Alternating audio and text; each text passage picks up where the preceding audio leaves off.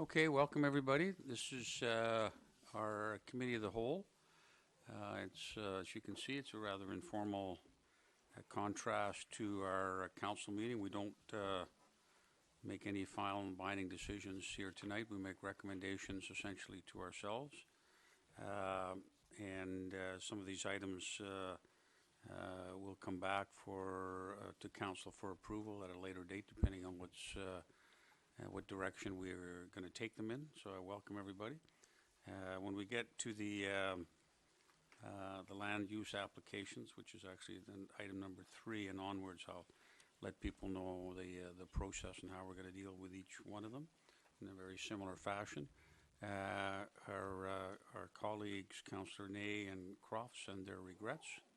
We do have quite a bit on the agenda tonight, so I want to ensure that when people do come to the microphone and speak, if they can be short. Probably the first time around, if you're going to speak from a member of the public, just use 3 minutes, and then we can come back and hear the rest of yours later. So we also acknowledge, which is on our agenda too, that we're on the traditional territories of the coast and Salish and Straits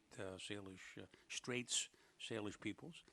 Specifically, we recognize the Lekwungen people who today are known as the Songhees and the Esquimalt, and that their historic connections to this land continues to this day. We are being recorded and for archives, and it will be shown live tonight and also archived for later viewing should anyone wish to do so. So welcome. As I said, we're going to start with the Parks, Recreation and Culture items. Our Recreation, Culture and Parks, Recreation, Culture Commission tonight is represented by the chair of the commission, Monty Holding. Oh, he was sitting over there. He's moved a couple of seats down. Welcome. And we have a staff member here. Janet Barkley is on the staff side, so I'd welcome you to join us at the table, please. We have before us the notes of from our Deputy Director of Corporate Services. There's a memo to us. We have the minutes of June the 7th, and then some. We have a couple of reports on attached. That's the Arts Alive piano locations. And some program reports also. And we also welcome our Arts Laureate. Barbara Adams is here. If we have any questions when we get to the piano playing or anything else on the arts issue.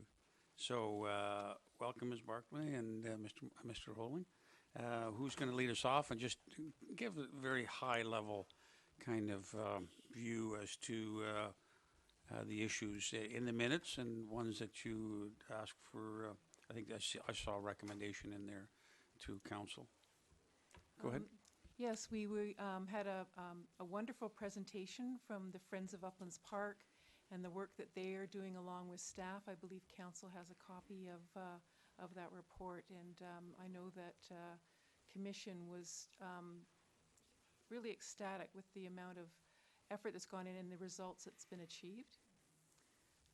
So I think that was really a highlight of the meeting. As you said, also was a discussion, the second piece of the Arts Alive project, which is having the pianos out again, once again in the municipality. And this year, the Arts Laureate would like to have 5 pianos out, and it was supported by the commission. Thank you very much. Let's see if there's any questions at this point, and then there's a recommendation by our staff.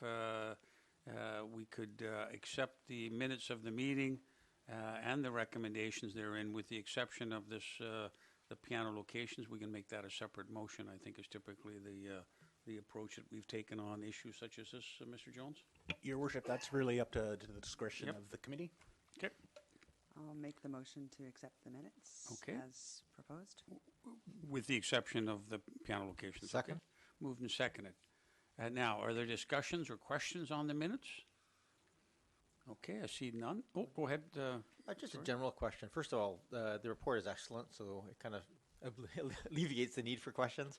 I'm just curious, in terms of the numbers, are there anything that's a surprise, anything that's up or down this year compared to other years that is surprises in the programs?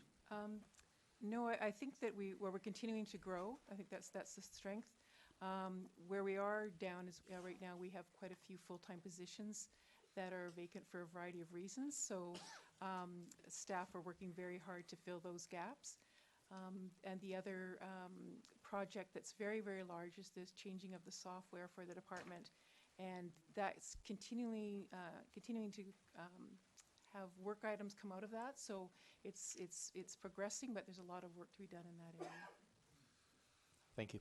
Thank you, Councillor Murdoch. Any other questions? Okay, no other questions. I'm going to call a question to accept the minutes. All in favor?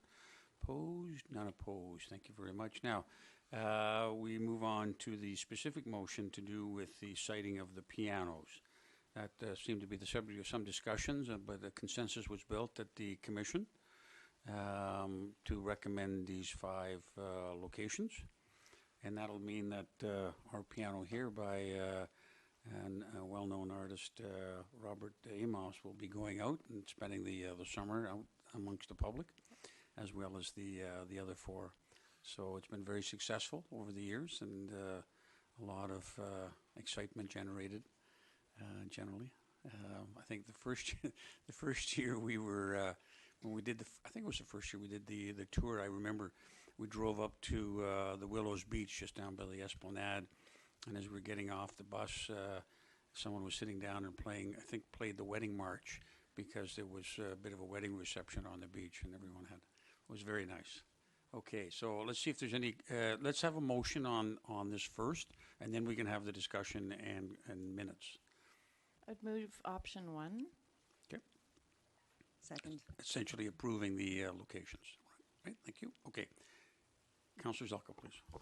Yes, my question was, what is the difference between option 1 and option 2? That was the first question that I wanted to ask, ideally before the motion was put forward. And the second question I'd like to ask is, how will the noise be dealt with respect to the Estevan Village one, since I understand we had some noise issues in previous years, or noise concerns raised by the public? Thank you. Okay. The first part of your question is there's an additional piano. So for the pianos, we return to locations that they were last year, where we think things went very smoothly. And the addition would be one on the Esplanade, which had been there 2 years previously. So that's the extra piano. As far as Estevan Village, the piano, initially there was some concern, but they've been, it gets put away every evening by the florist there. So it's not out in the evening to dusk. It's just out to, I believe it's 5:30. And this year, it's going to be shared between that and the fish and chip shop. You can correct me if I'm wrong, if that's right. So there's 2 businesses willing to have the piano and have it put away at night. Okay. Any other questions on that issue? No? Any other questions or comments? Go ahead, Councillor Murdoch, please. Yeah, no, I'm supportive of the motion. I think we should try this again at the Esplanade.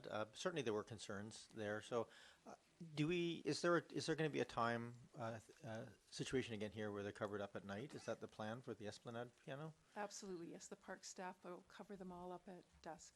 At dusk, okay. All right, well, here's hoping. Any other comments or questions? Oh, yes, go ahead, please. Just a quick Councillor comment. Kirby. Thank you for bringing this forward again, and for the effort that goes into making sure that it works for everybody. And I know it's a challenge sometimes to make sure all the kinks are worked out, but the amount of fun that happens at those pianos all summer long, it's a real pleasure to see them out and to see the same groups of people generally that congregate each evening. When I'm out walking my dog, there's the same people that gather together every evening and have built a community around those pianos, and I think that's a really special part about the program. So thanks again for that effort. I really appreciate it. Thank you. And no other questions or comments? I'm going to call the questions, and this to approve the 5 locations. All in favor? Opposed? Not opposed. Thank you very much. And thanks for your ongoing work. I mean, we're coming into the summer now when the activity spikes with all the kids and the camps and stuff like that. And it really is part of our summer tradition here in Oak Bay, having all these wonderful camps. So thanks for doing that, and thanks for to yourselves and the Arts Laureate too. It's a very exciting project. This Arts Alive this year, and getting a lot of very positive feedback. Some controversy, as the nose knows, but maybe that's the good part of art.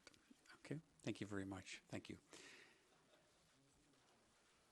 Music in the Park. Oh yes, that's coming up this year too. Yes, that was something that I should mention that. Your Music in the Park program is going to start when, Ms. Barclay?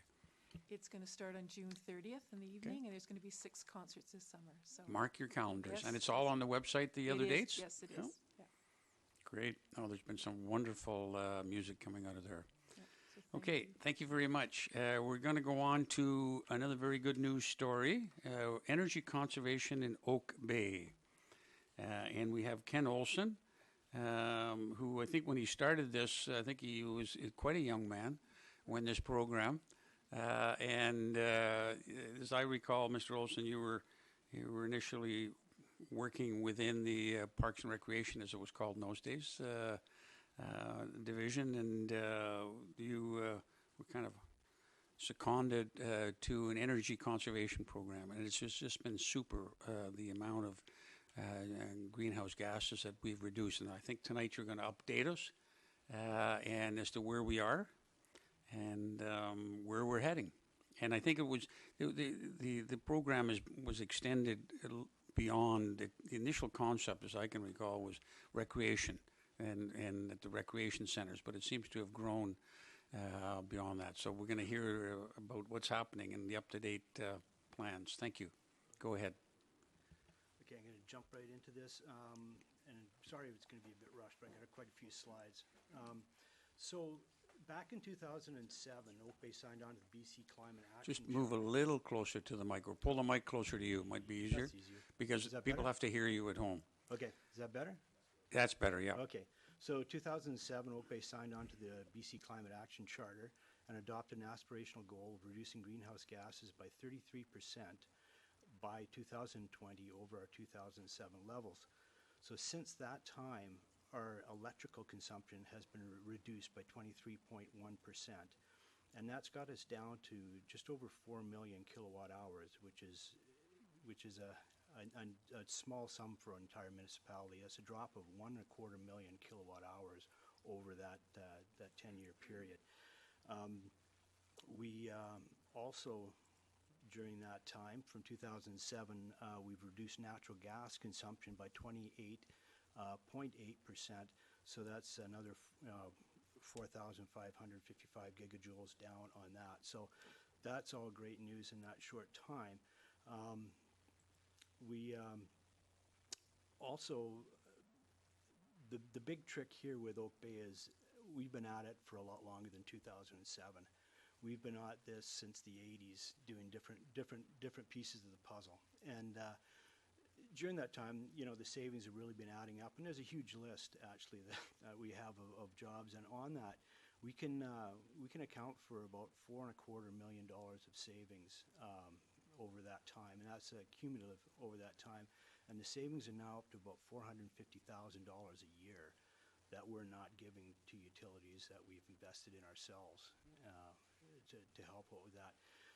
And from that same list, we can account for almost 12,000 tons of greenhouse gases being saved. This goes back much beyond 2007, but back then we weren't counting greenhouse gases, so I thought we'd have a look at it. And we're almost up to 1,000 tons a year that we're saving over historical levels on that. So, you know, enough for 186 average cars per year to be off the road. 2,558 barrels of oil consumed. And it would take a forest 525 or 725 acres to sequester that amount of carbon. So that's all good news. Success at the rec center has been impressive. When I was doing the numbers in 2013, it became very obvious that we had reduced our overall energy consumption, not just electricity, but natural gas, propane, by more than 50% over historical levels back, which the height was in 1993. In fact, in 1993, the rec center consumed by itself almost 5 million kilowatt hours. So we mentioned that 4 million that the whole municipalities at right now. You know, the rec center was at almost 5, and it's down to just over 2 right now. So those are huge savings, 58% reduction. And that chart, you can see where we're at. And 2002, we're actually lower than 2002, and that's when the big renovation was going on. We were shut down for much of the year in different aspects of it. So if we still use that same amount of electricity as we did back then, it would have cost us $438,000 in 2016. We paid $163,000, so $275,000 cost avoidance there for what we've done. Natural gas was also down by 75%, so that's a savings of that should be 61,000 gigajoules, sorry there. And we got rid of our propane bill. We had a $10,000 a year propane bill for the Zamboni, and that's now gone. So that's how we got to 50% reduction there. So that was a big milestone. The next big milestone for me is to be able to celebrate a drop of 50% of electrical consumption for the entire municipality. And we're almost there, if not there, and the difficulty there is that we don't have the 120 accounts from 1990s you know, to calculate what that was, but we do know what the rec center used back then. We knew what the percentage was, so we estimate about 8 to 9 million back historical levels, and now we're down to just over 4 million.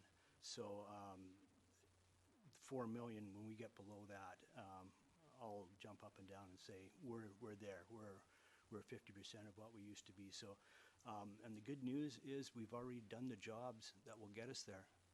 It's just it takes us a year of before we can say, yeah, we got them. We have to analyze the bills and say that. So that's a great news story.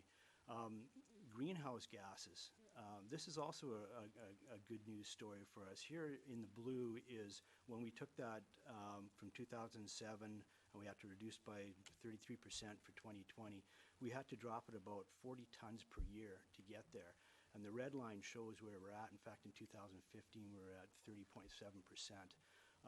2016, we had some mechanical issues and the weather turned on us.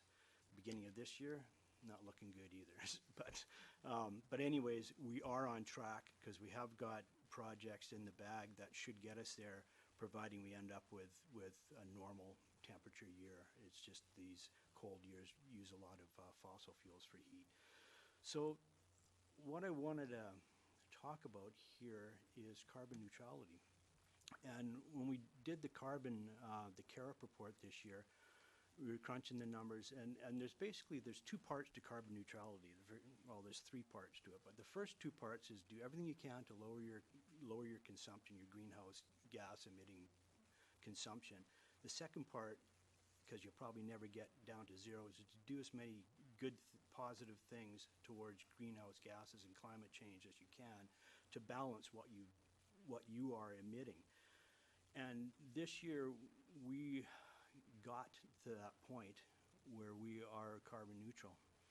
We've and this comes from kitchen scraps and yard waste. Yard waste previous wasn't submitted.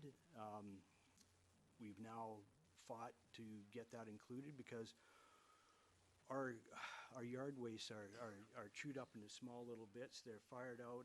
Basically, they're in a farmer's field within 8 to 12 months now.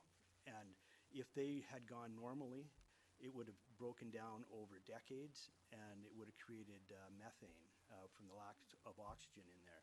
Methane's 21 times more potent for greenhouse gases. So that's why they will give us these, you see these negative amounts, you know, so we had 658 tons of kitchen scrap. For that, we get credited with 262 tons of positive impact we made by doing that good thing. Same thing with our yard waste. The CRD thing is a combination of what they pick up from industrial and commercial throughout the city. That's all dispersed per capita to each municipality, so that's where we get our portion of 160 tons there. And then you can see that the 1,098 is what we produce, so we're on the good side of that by 165 tons. So that's great news, and so congratulations, we're carbon neutral. So that's, I think that's pretty good news. The the next step to this is maybe looking at what we can do to help the community along with their quest to do better in that way. So I'll leave that up to you good folks to figure out if there's something we can do. Why this is important, here's average global temperatures, 2016 warmest year on record, 16 of the 17 warmest years have occurred since 2000, so not good news. And the price of the commodities keeps going up. So this is from BC Hydro, their cost from 2013 to what they expect in 2023. That's $1.1 million of increased cost to the municipality if we hadn't done anything in that time. And before that time, there was 29.1% raise for the 5 years before that. So really 68.5% over over the 15 years that will end up in 2023. So those are a couple of the reasons why it's important. We have a plan. This is a SEMP. We need to try and update it this year, but this is the backbone of the energy management plan. In it, energy policies, targets, goals, historical information. And you guys can find this if you go online, Municipal Hall, plans and reports and sustainability, and you can get into that in more detail. One of the things you're going to find on that is what I call my save now or pay later chart, and that's basically taking those same increases and putting in a strategy of trying to keep our costs neutral or level during that time, and that's what the target is. And the red line certainly shows what we would pay if we didn't take on conservation measures, and it ends up like $131,000 per year more at the end of that time had we not done anything. So this is the point where I say basically let's invest in ourselves. The money's going to go out of our pocket. Let's invest in our infrastructure, and that's what we've been doing, and it's been, as you can see, very successful. So if we can keep that going, that's awesome. Just some projects we did in 2016. So continuous optimization, so tune up for the rec center. Realize this new program that we've got going. It's been going for almost a year now on the ice, and instead of using 160-degree hot water, we're using about 70-degree water on there. Our ice slab temperature is about 4.5 degrees Fahrenheit warmer than it used to be. So the equipment doesn't run as hard. We don't have a really well-insulated building there, but that impact is negated a bit because we're not trying to keep it as cold. Hot water, the boilers don't have to run so much for that. So that's a lot of savings, as you can see up there, like 150 kilowatt hours and about 50 tons of greenhouse gases saved with that. A lot of lighting upgrades, street lighting projects that went ahead.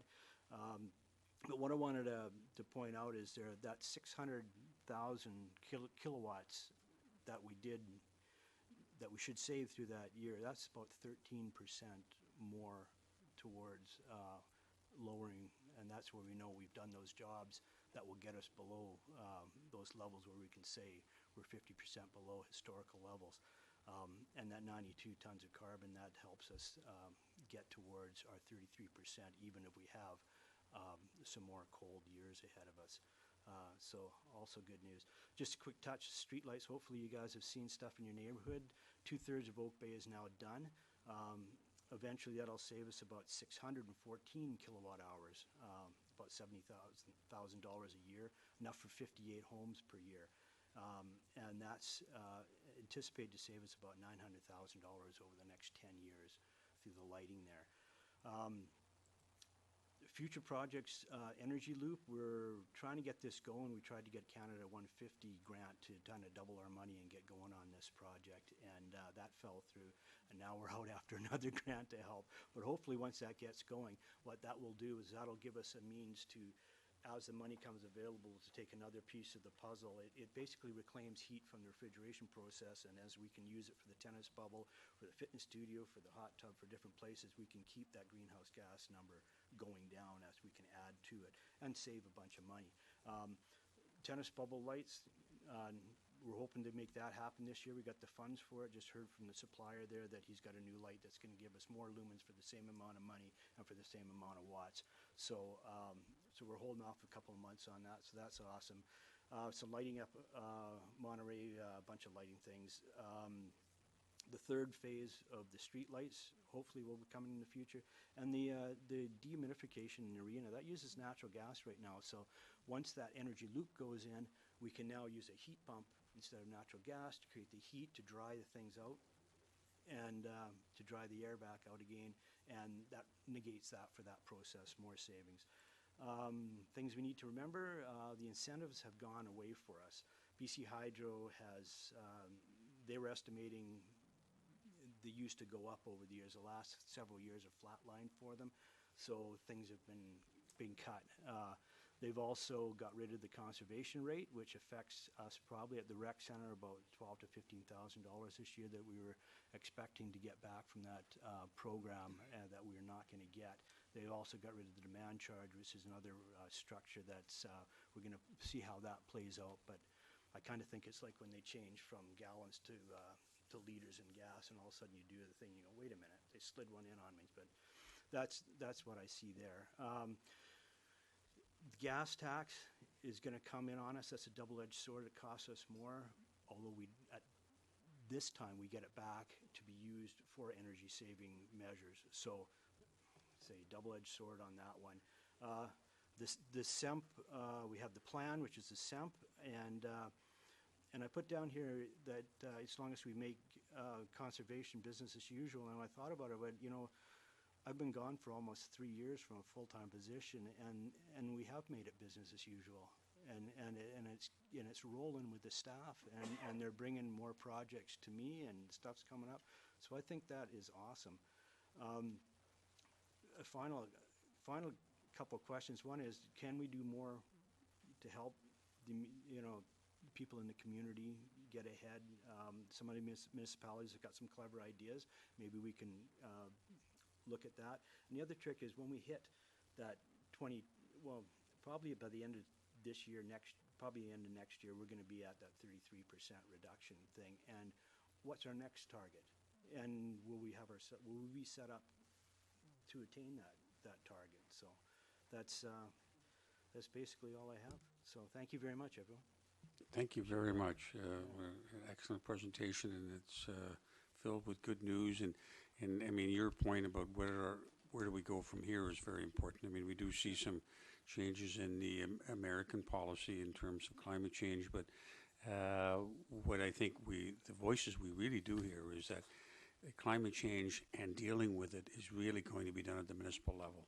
And I think what you've shown us here tonight, I think underscores that more than anything. And so at the international level, they can talk, and the national level, but really the hard work and the lifting is done with projects such that you have led. So let's see if there's any questions, and then following which I'll ask for a motion to receive.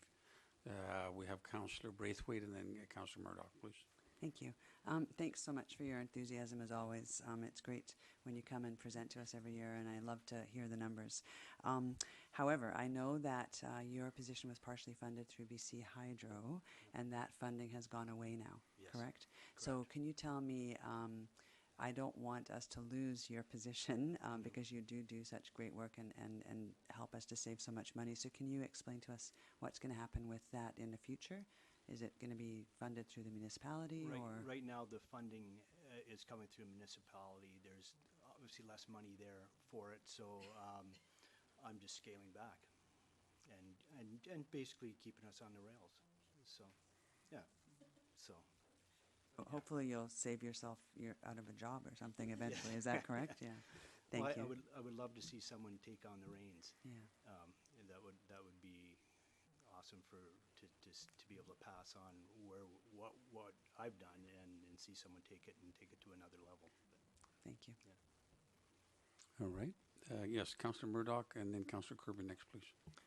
Thank you. Through you, Chair. I guess my question is, what's the impact of being carbon neutral? I know quite a few years ago now, 5 years or so ago, yourself, Patricia Walker, someone from the facilities person from Saanich, and myself sat down and we managed to get a policy in place that we were diverting our carbon offsets to internal. We now have about $250,000 available for projects internally. Does that go away now? If we're carbon neutral, do we stop paying the carbon offsets?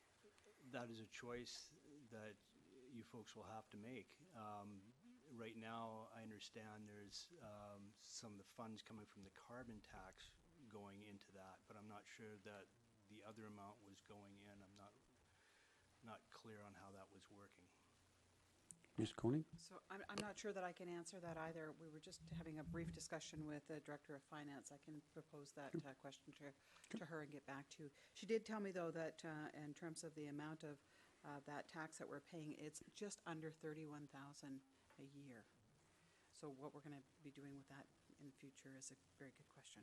Okay, thank you. Okay, thanks, Councilor Murdoch. In other words, if the rules that we had talked in that meeting that we were able to work towards and not pay to be carbon neutral was changed, and they suddenly said you have to, we don't have to pay. No, So, fair enough. That's yeah, very so good news. we're- So I guess the question, we're going to have to just we're look in- at that policy and see if we keep funding into that, and we should also be spending that money, right? Some of these projects would probably qualify and maybe get them done a bit sooner if we use some of those funds, but that's discussion for another day. Thanks. Thank you very much. Councilor Kirby, please. Thank you, and thank you for the work you've done. It's the best news we get all year, I think. It's honestly, it's really reassuring to know that the municipality's on the right track, and that we are going to meet our targets. And we're showing and leading by example. And I hope that the rest of the community sees that leadership and embraces it and follows, as well as the neighboring municipalities. And it would be great if provincial and federal governments were doing as well as we are. But I recently met with some representatives of the Sustainable Energy Association, BCSEA, and informed them of just how great we are doing, because they were encouraging us to look at setting a target of 100% renewable energy by 2050. And I'm wondering how, if you've looked at a renewable energy system or anything like that, if you've imagined what we could do as far as with the composting and that kind of stuff, have you explored any of those kinds of closed systems that would, or is that something that we'd have to look at a regional level, or if there's work being done with the CRD as far as a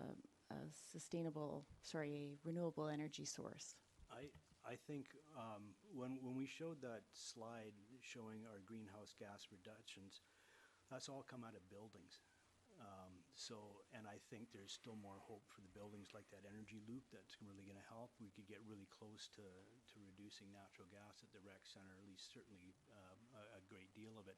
And with future technologies, I think that's what a lot of people are betting on. I know Saanich has just adopted a BCSEA went and talked there, and they've now adopted that 100% renewable. I don't know how you do the fleet. And that's my biggest thing. I haven't had any breakthroughs there. We've been kind of level for the longest time. You hope technology will come along and vehicles will use less fuel, and there'll be maybe different things come along. But I haven't seen right now how you get a electric garbage truck. So Tesla's working on one. are they? Yeah. I hope so. I was looking for hybrid pickup trucks, and Chevrolet's not making theirs, or Ford's going to have one out in 2020. So just thought we could do some baby steps, but it's been frustrating in that point. And a lot of my fellow energy managers are in the same boat, looking for what we do in fleets. In the interior, they're having success with driver education and lowering people's driving habits, but they're spending hours on highways, and that really has an impact. For Oak Bay, I don't think that would be money well spent. It might be better to go to zero waste, so you don't need garbage trucks. Mind you, we would still need our recycling vehicles, but they could perhaps be smaller. Go ahead. Just one quick follow-up question. So you see the real gap then being in the transportation aspects rather than the buildings? I see the buildings with much more hope, and that's where we've had lots of success so far. I see the fleet being our biggest stumbling block to getting to the net zero as an entire municipality. For our buildings, I think so. Yeah. All right, thank you. Okay, thank you very much. Councillor Zelka, please. Thank you so much, Chair. And thank you so much for this, your great work over the years. This is absolutely amazing to see how far we've come in terms of the Parks and Recreation and Culture Commission in the buildings. You may have heard that there's an asset management process sort of in the works. And we've had some of our buildings analyzed from that asset management perspective. And I know a plan will be brought together sometime in the next year or two in terms of moving forward, in terms of whether it be changes or replacements or something that will need to be done. Some money will have to be spent on some of the buildings. I just wanted to know whether you had any input on any of the asset management work that's been done to date. I didn't have any input in it, no. Well, I certainly am hoping, just as a comment, I certainly hope that that the district will learn from all the wonderful work you've done, and that we can carry that forward into maybe some of the new buildings that we'll have to bring forward. I have sat in on many talks about net zero buildings. So yeah, I do have a good understanding of what they're trying to achieve, and they're doing some amazing things. So Wonderful. there's lots of hope. And what what we've seen with energy management is, if you're willing to spend more money up front, you will be rewarded especially with a municipal building that's going to be around for 40, 50 plus years. It just makes sense when you start looking at all the things you can do. So Thank you very Okay. much. Thank you very much. Go ahead. Just to your Ms. point, Coney. Councillor Zelka, although there may not have been some formal discussion, there was actually some input in some of the initial of what actually Mr. Olson has been doing. So it's not that hasn't been incorporated, but I think we have a lot more work yet to do. Okay, thank you very much. Motion to receive the report now, Received. please. Moved and Second. seconded. Discussion, all in favor, opposed, not opposed. I want to take this opportunity to thank you, Mr. Olson. I mean, this was indicated by Councillor Zelka. These are some amazing results, and not ones we foresaw when you first started undertaking a concerted effort. So we want to thank and recognize your leadership, but the work of the great staff, because it really, staff in all the centers and every facet of that, and working together, you've really made a difference. So really appreciate what you've done. Keep up the great you're very work, welcome. the amazing work. Thank you. Okay. Thank you very Okay. much. Okay. thank you. We move on now to the land use applications. We do have 7, so it's quite a lot of work ahead of us. All these applications have been through the advisory committees for review and the comments, some going in different directions. And the process is going to be that we, when we deal with the case, with the file, we're going to ask the applicant to join us at the table. And at some point, we'll ask any members of the public who have input also to join us at that table. And we'll start with, and you'll see how there's a pattern to it all. The first 2 have to do with siting and design applications. And if we are of the view at this point, as a committee, that they're ready to proceed, then these recommendations can be adopted on June 26th. You'll see some of these others require notice as the next step, so they don't come back right away on June 26th because of the notice period. They'll come back a little later. So let's start with the first one. It's 3165 Midland Road. Is the applicant here? Okay, if you just wanted to come forward and have a seat, there may be some questions for you, and we'll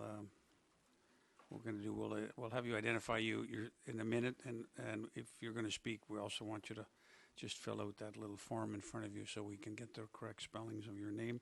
So first of all, I'm going to request an overview from our acting director of building and planning, Ms. Jensen, and then following that, I'll ask council if they have any questions for our staff. Ms. Jensen, a high-level overview, and you've and your staff have prepared reports on all of these 7, right? That's correct. Okay, thank you very much. Go ahead, please. This particular application is for Uplands Siting and Design for the property at 3165 Midland Road. The applicant is proposing to remove the existing single-family home, single-story, and replace it with a new one-story home with a basement. The proposed residence does meet all the requirements of the zoning bylaw. The site itself slopes down from Midland Road. The garage would be located under the home in the basement and would not be visible from the street.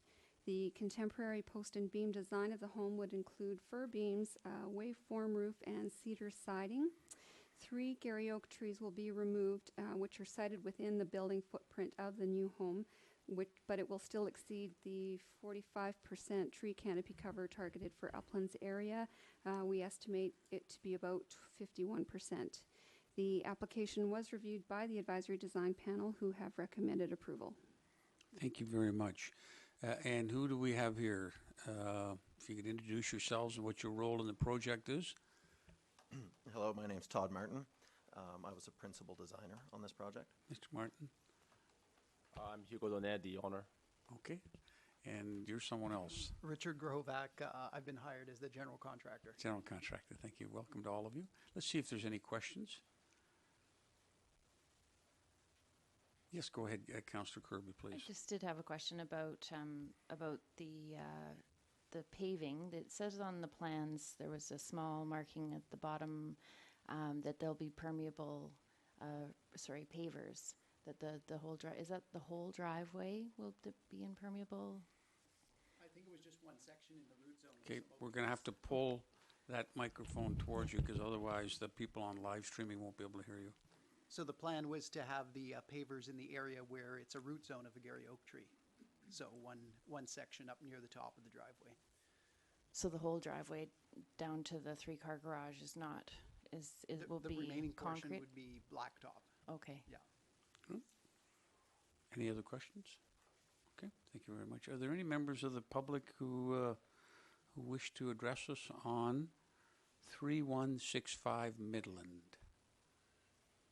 No, there's no other there. Okay, so I invite you to return to your seats. Thank you very much. And I think at this point we're going to have a discussion. Is there, we can maybe start with anyone willing to make a motion with respect Move to this? recommendation to approve to council. And that was recommended by our staff. Discussion? Yes, go ahead, Councillor Kirby, please. I visited the site this morning with the staff, and well, I'm sad that there are the 3 Gary oaks being removed behind. They're fairly substantial oaks, and it will create a gap in the tree coverage. Staff assured me that, because they do have, it's more than 50% of the lot. The lot is well covered in trees already, and the majority of them are Gary oaks. So I hope that there's some real sensitivity throughout the construction process to those oaks and to ensure their survival, because it will dramatically change things if they don't survive or if they are impacted at all. Because and previous conversations we've learned that they work well together as a group, but if one or more fail, then that it reduces the integrity of the group or the grove. So just that would be my only concern, is that making sure that through the construction process that there's some real sensitivity to those oaks, because it's a beautiful spot. But I appreciate the design, and I understand that it's been reduced from 2 stories, and I think that's really appropriate for the site. Okay, thank you very much. Any other comments? If not, I'm going to call the question. All in favor? Opposed? None opposed. And that'll come back, as I mentioned, on June 26th for review by council sitting as in the legislative forum. Okay. Move on to the next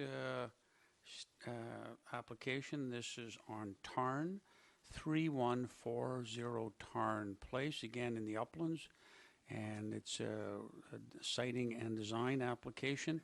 Is the owner or applicant here? All right. Okay. All right. And I know none of you guys are the owner, that much I know. Maybe we just introduce who's who here. Although I know who they are, but not everyone at home might know. This is Larian Gallant and Twyla Rusnak, landscape architects, and I'm Frank D'Ambrosio, the architect for this building. Okay. Our clients are on a sailboat. All right. So we're here representing the project. Thank you very much.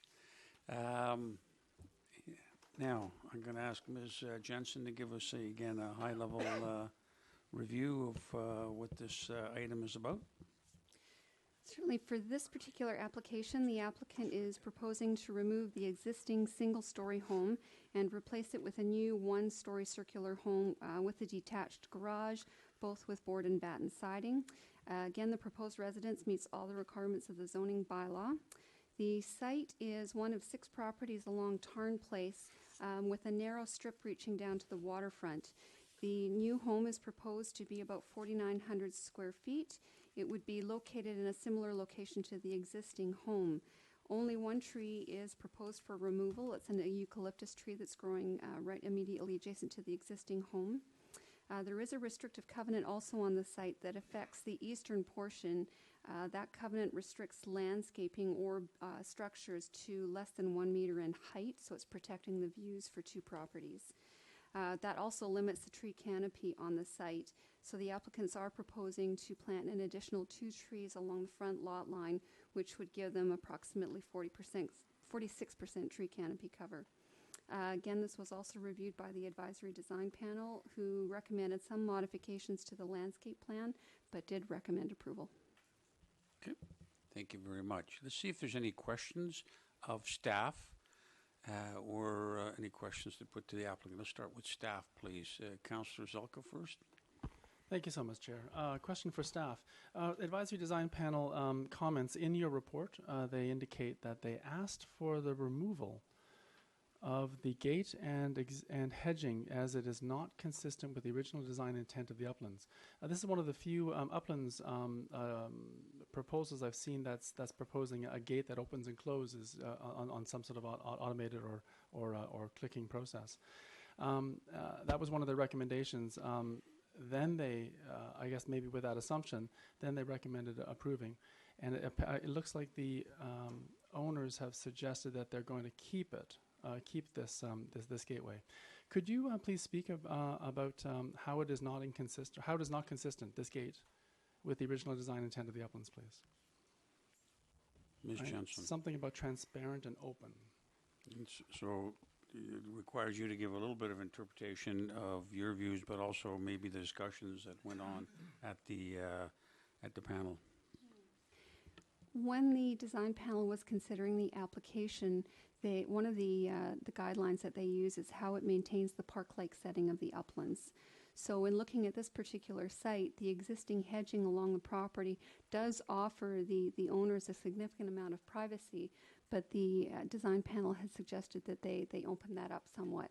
So I believe the applicants have agreed to that. There is still a significant amount of mature landscaping on the site. We'll be removing the hedge. Similarly, with the gate, that an original proposal had it closer to the street. They have agreed to move that further back on the site, so it will not be as noticeable. Okay. Go ahead. So again, question for Ms. Yeah, questions for Ms. Jensen. Yep. Continuing with staff. Thank you very much for because I'm going to ask the applicants to, well, whoever's going to take that question to kind of comment on the changes, I if would any. definitely love to hear about when I finish my question, if I may. Absolutely. Thank you so much. Do you know of any other houses in Uplands that actually have this type of a gate? I'm not familiar with any, but maybe you know of some. I'm just curious. There are numerous sites around Uplands that have gates. Maybe not for yourself, but I'm just curious for police and fire and ambulance when they need to access a building such as this with a gate. Who might be able to answer how that gets done with these gates in place? Are we going to have to make arrangements for keys to be arranged with police? I just was wondering what we would do with properties that are gated. It's not arisen before directly in that way, but I'm sure it's been contemplated. Let's see if it's within the contemplation of the applicants and maybe address that issue about the gates and the hedges. Well, as was said, the gate's been moved back. It's mainly to provide a bit of security for some rather nice automobiles that will be left there unattended at times, and it's really to give a bit of security. There will be a fence, but buried within the new landscaping. Our clients, while they like the privacy, really don't like the formal cut hedge, which was the main objection. And it was actually our initiative to really speak to the original Olmsted plan of buildings in a park, and the idea of the landscape flowing through from the street around the house and further, and the houses being set in a park setting. So the kind of fence, it will be our gate, which is fairly typical. All the other homes on that street have gates, and they're ubiquitous in the Uplands. It was not the original intent, but it's become part of the stylistic kind of concession to being anti-deer, I suppose, for the most part. But we think by moving it back, which gives you full room to pull in, operate it. If it's not a clicker, it could be a keypad and so on, which brings me to address the emergency services. They would be given the code, and there's an override that they would be privy to. These fences, from experience, can be pushed through rather easily with a truck. Don't tell anybody, though. But yeah, it really doesn't pose a risk for attendance by emergency services. Well, you are being recorded, so I don't think we're going to go into the tape and bleep that out, Mr. D'Ambrosio. I'm not sure we have that technology just yet. Yes, go ahead, please. A follow-up question, if I may, for staff initially. What's the maximum height that this gate can be? And you may not know this, but how high can a deer jump? Will it? The answer to the last one is high. Very high. Apologies, I'd have to go back and take a look at the maximum height. It's contemplated to be well within the guidelines. We don't want it super high. And I believe you're probably allowed at that point on the site 7 feet, if I remember. But when they come forward with their plans, we would make sure that it meets the requirements of the fence bylaw. Okay. Thank you very much. And Councillor Murdoch, next, please. Thank you, Chair. Actually, I think I don't think I actually have a question after all. I think it was pretty well answered. I would compliment you on putting all the deer food outside the fence so that they don't have to go into your yard to feed that. The current garden, which was from the previous owners, is surprisingly intact. We were remarking on the site that the adjacent properties have essentially deer food. This particular property, beautiful garden, great variety, and they've managed to dodge that one. Because there's no front fence or gate now. Okay. Yes, there's a big hedge. I don't see any other question. Oh, yeah, another question from Councillor Kirby, please. Just had one question about the landscape plan, and we visited the site this morning and took in the views, which are stunning. It's a beautiful site. I just don't really understand the landscape planting within the DPA area beyond the rock outcropping. Is there actually a landscape plan? Like, are you going to go to that extent? Because it seems rather... Microphone, please. Any invasive species that would be down there, we'd just go and basically weed it, clean it out, and then if there was any planting pockets, we'd just replant anything that was native vegetation. Oh, that's wonderful. So just bring it back to where it should be. Because there's a bit of ivy, yeah. Exactly, yeah. But aside from that, the garden is rather stunning. Isn't it a beautiful garden? Yeah, we're Yes. going to try and save as much as we can. That's great. Okay, thank you. Now I see no other questions. Before you depart, make sure all their spellings are on there, all people. Thanks. I mean, we know Mr. Gallant here, he's one of the Arts Alive contributors, and he has been for a number of years. So congratulations, by the way, on that, and your wonderful monument up at the airport was just magnificent. So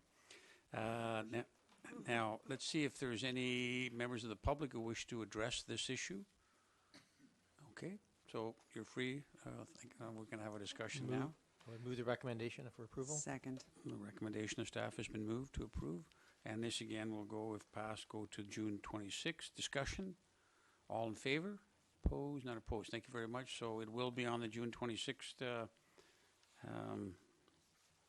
item agenda. Okay. Number 5, 237 King George Terrace. So this is a development permit, so there's no variances as such. So, which means that depending on what we decide here, it's not something that that goes out, because there's no variances, to notice. So it'll come back depending what the decision is here on June 26th. I'm going to ask Ms. Jensen to give us a high-level review of this, and in particular, what the issue that we have before us tonight. Because I know I have seen a number of pieces of correspondence that deal with a variety of issues.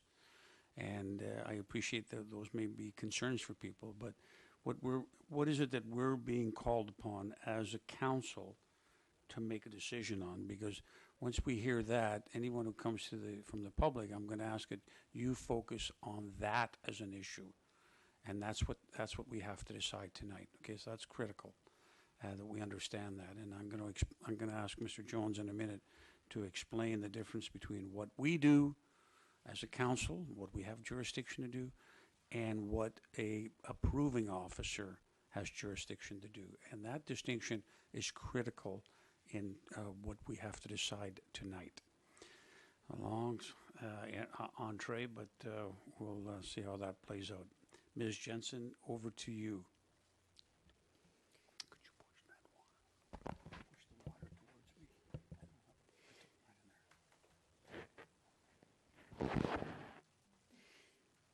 So Sorry. this application tonight is specific to considering works within the 15-meter setback area of the Shorelines Development Permit area.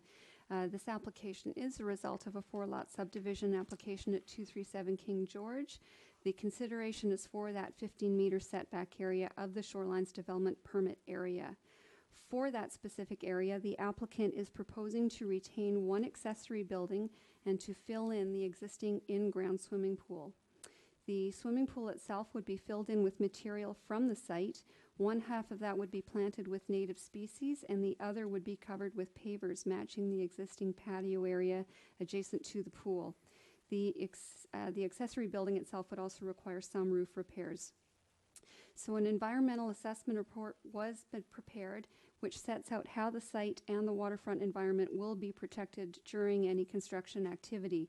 That includes silt fence installation, restrictions on material storage, and native species plantings. Because the design and siting of any new houses on the proposed lots has not yet been finalized, staff have included in the conditions of the development permit, for which council has a draft attached to the agenda, a detailed vegetation restoration plan will be required for each of the lots. The design and siting of both the house design and the landscaping would be subject to approval by council at that time. Okay. So, keeping in mind what our issue is, and that's to do with the 15 meters of shoreline and what's going to happen in that area. So let's see if there's any questions, first of all, for Ms. Jensen, and then I'm going to call the applicant to see if there's any questions of him. All right. Questions, anybody? Yes, Councillor Murdoch, please. No, thank you. Please sit down. Okay, you'll have an opportunity to speak to us. Thank you. Just a question through you to Ms. Jensen. What we have in front of us is a sort of a generalized plan for this space. So what level of granularity are you expected to get into in terms of approving? Because this is a development permit area. Is it just sort of at that highest level at this point where we don't have a specific planting plan, but just a general principle of what's being retained and what's being changed? Is that essentially what we're being asked for? Correct. There are some policies set out in the official community plan within the Shorelines Development Permit area that speak to when you're considering a subdivision application that we review the waterfront area. There are also a series of guidelines that are set out within that development permit area. So staff have gone through and reviewed each of those guidelines in context with what's proposed to happen within that 15-meter setback area. At this point, it would be fairly a high overview looking at how that area would be protected. We would then look for additional information when we have a better idea of what's happening in the immediate vicinity. And then just for my clarification, I know we're not talking about the subdivision here because it's not part of our mandate to look at, but when and if that subdivision is approved, then both the detailed planting and the siting and design would come back to this council. Is that correct, as part of a subdivision process? Yes. Thank you. Yeah, that's helpful to clarify that process. Councillor Zalka, please. And I'm going to call on Mr. Jones in a minute to discuss the process, by the way, too, between council and approving officer and who can do what. Go ahead, Councillor Zalka. Thank you, Chair. And I understand we have a new approving officer, so this will be a very interesting learning for all of us. I continue to learn how this process advances, since I understand the actual lot subdivision is removed from the whole political input or political sphere. So the question I have is, again, seeking a bit of clarification. It sounds like we cannot ask about what the lots are going to be zoned once it finally gets to subdivided, if it gets subdivided? We're really just talking about the shoreline development permit area. You go ahead. There's no change proposed for the zoning. It has RS3 zoning. It will remain RS3 zone. Helpful, thank you. Question then about covenants that ride with the land, or possible things on title. I've heard from emails I've received from neighbors that there may be some restrictive covenants. I don't know whether it relates to the shoreline permit areas or not, but is it possible you could clarify if there are any, and what are they, please? So it'd be helpful to address that, how they impact this issue on the development variance permit, please. Certainly, there is one covenant that's currently registered to the title of the property. That covenant sets a maximum height of any buildings within that area to no more than 21 meters above sea level, I believe. The applicant is not proposing any new structures within the Shorelines Development Permit area, so the covenant would not apply. And I just want to correct myself. I think I used the word variance in there. There's no variance. It's a development permit application. I mistakenly injected the word variance. My apologies. If I may continue, Yes, seeking please do. clarification in the discussion area. The existing building, can we talk about that at all at this moment? Or again, we're only looking at the lands that doesn't have this building on? So the question about the existing building, does it have a heritage value? I understood it was 1922-ish, and does that relate to what we're doing today? How does it, first of all, Ms. Jensen, does it relate to the issue we have before us about the development permit application? If you're speaking to the existing home, that is outside of the Shorelines Development Permit area. The one building that's within the development permit area is a smaller accessory building that's basically used as a companion down near the waterfront. I don't estimate there's any heritage value attached to that. It's had a series of additions. So the buildings within the zone, and I think Mr. Cole might be able to answer some of those. Yes, thank you. If I may continue the discussion. A clarification then in terms of process that may go to another staff member possibly. With respect to a subdivision such as this, does the heritage of, they say, the main house become involved in that process at all? I know that's not necessarily related to the shoreline in particular, but it's a general question I'd like to ask. Well, I really think we have to focus on what the application is before us. So, I mean, is there a simple, quick answer to that? What I'm concerned about here is that an approving officer is at arm's length to us, and we don't get involved in that process, and we shouldn't even appear to be involved in that process, directly or indirectly. I mean, this is a question, I guess, of general information. So let's deal with this, and we can move on. Your Worship, Ms. Jensen can answer this question. Quickly, yes, we would look at all features of the site, including if there's any heritage value. That's very helpful. Thank you very much. The final question I have then is, I understand the Advisory Planning Commission, with the information they had at hand, approved or recommended this on a vote of 4-2. But the comments I was told was that they did not have the environmental protection plan to review, unfortunately. I see the date of that plan is April 2017. So the question is, why didn't the APC have the plan? So that they could, from an environmental perspective, with respect to the land usage, look at the whole picture, as opposed to just your report, which I'm sure was given to them. If I could ask that, please. Absolutely. Generally speaking, we would not provide substantial background documents to advisory bodies, whether it's an advisory planning commission or otherwise. And that would, I would say, be fairly standard for all municipalities. Rather, as staff are undertaking extensive review of those documents, we would incorporate that, provide an explanation of the key pieces of those documents in our report that we take forward to the commission.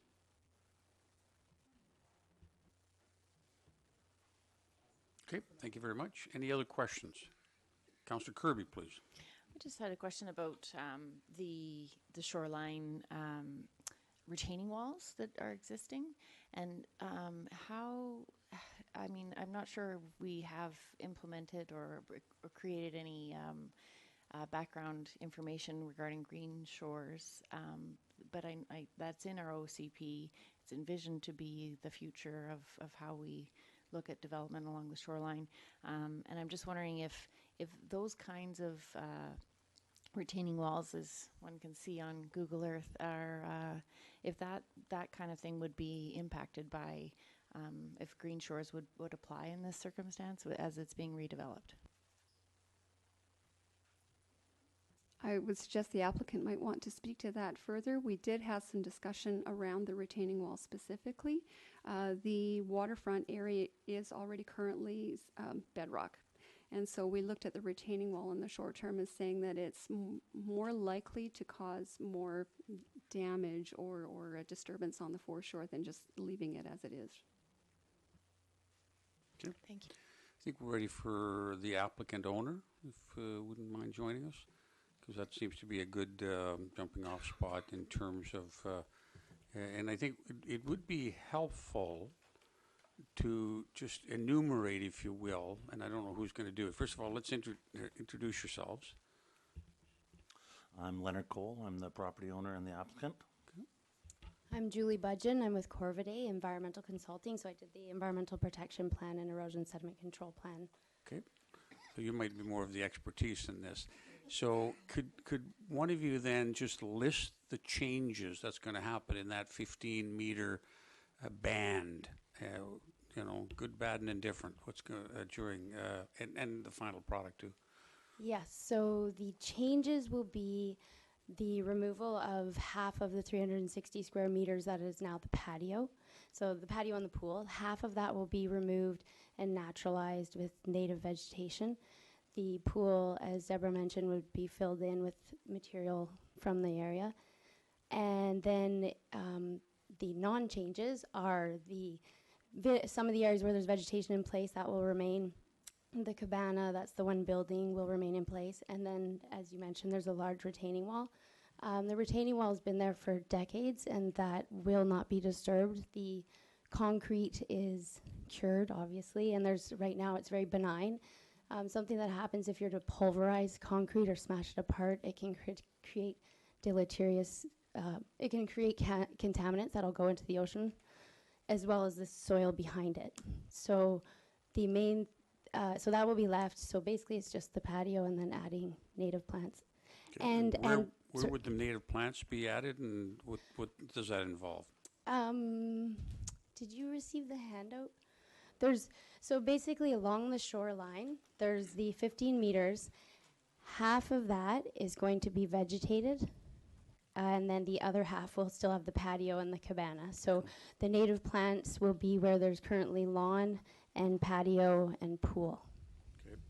So we're just looking at these now, the OREDs, and so we see quite a bit of lawn there. Yes. I take it that green area is just typical lawn. Yeah. And what will go in there? So that's going to be, I mean, there'll be areas where that's left in place, but you can see that there's rolling, like there's bedrock underneath that. So some of that will be exposed, and then there will be native plants in there as well. There'll be grasses and native shrubs and tree species.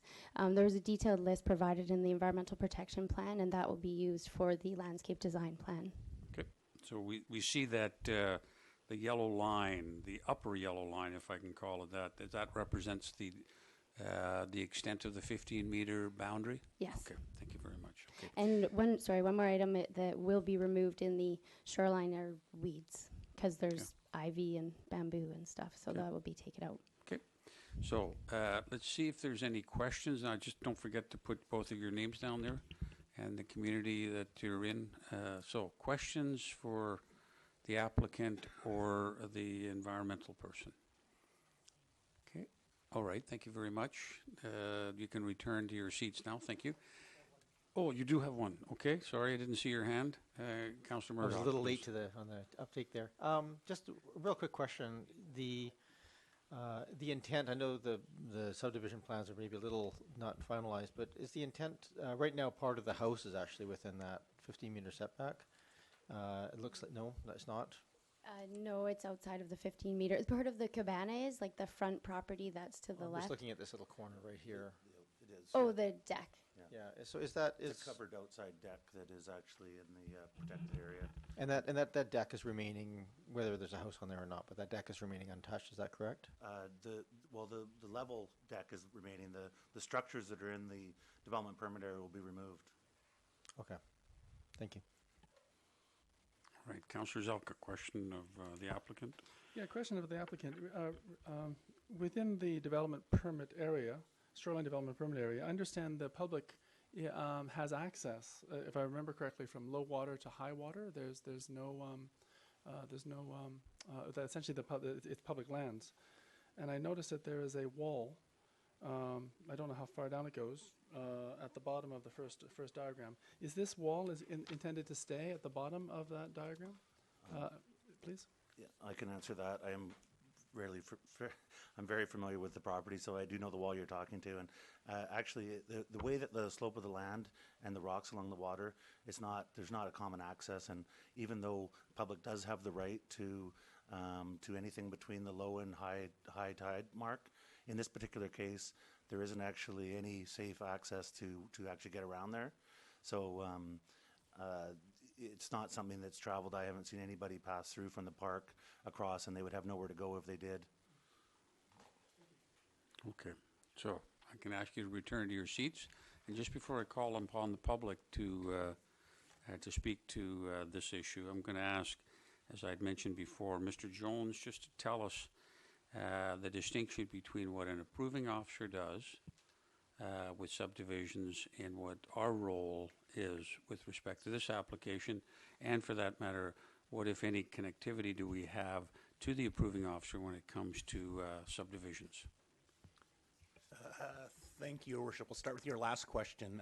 There is really no connectivity between council and the approving officer, other than if you had set up various guidelines in your various policies, et cetera, then the approving officer may take those into consideration. So in this particular example, the focus for council is around the shoreline development permit area.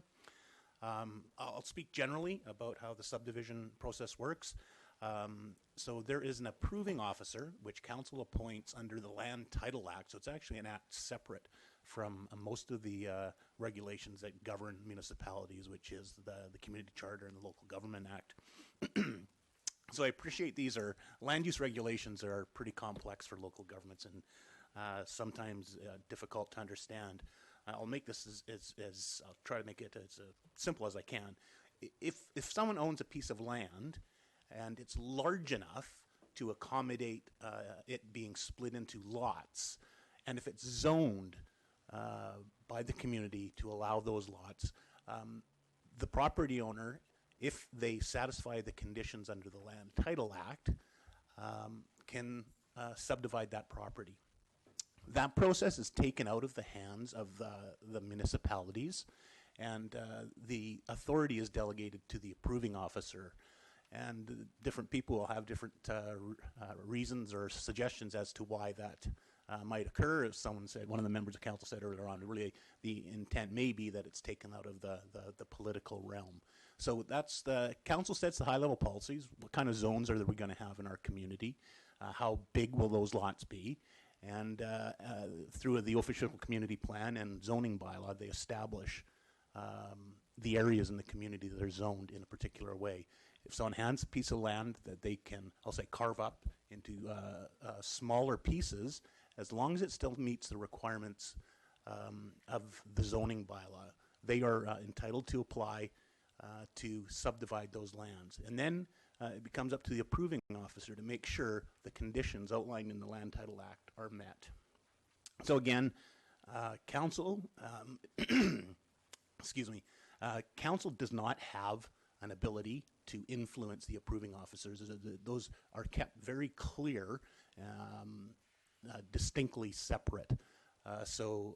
There have been many examples where court cases have existed, and it's made very clear that a council, members of council, individual members of council cannot influence the approving officer. So I hope that helps. I recognize that these processes are complex, but I hope that provides you a little bit of information. Thank you very much. And this isn't recent legislation. This has been around for many decades, almost probably since I went to law school in the 70s. All right. So some questions on that, please? Yeah, Councillor Murdoch and then Councillor Braithwaite. Thank Just you. a very quick question. There was a mention in a letter that the zoning was changed as part of the OCP process. That's not my recollection, is it? This has been RS3 for some time, or was it changed as part of that process? Yeah, I'm not aware of any blanket changes to zoning since the OCP was adopted. Okay, thank you. Okay, Councillor Braithwaite then, please, and then Councillor Zalko.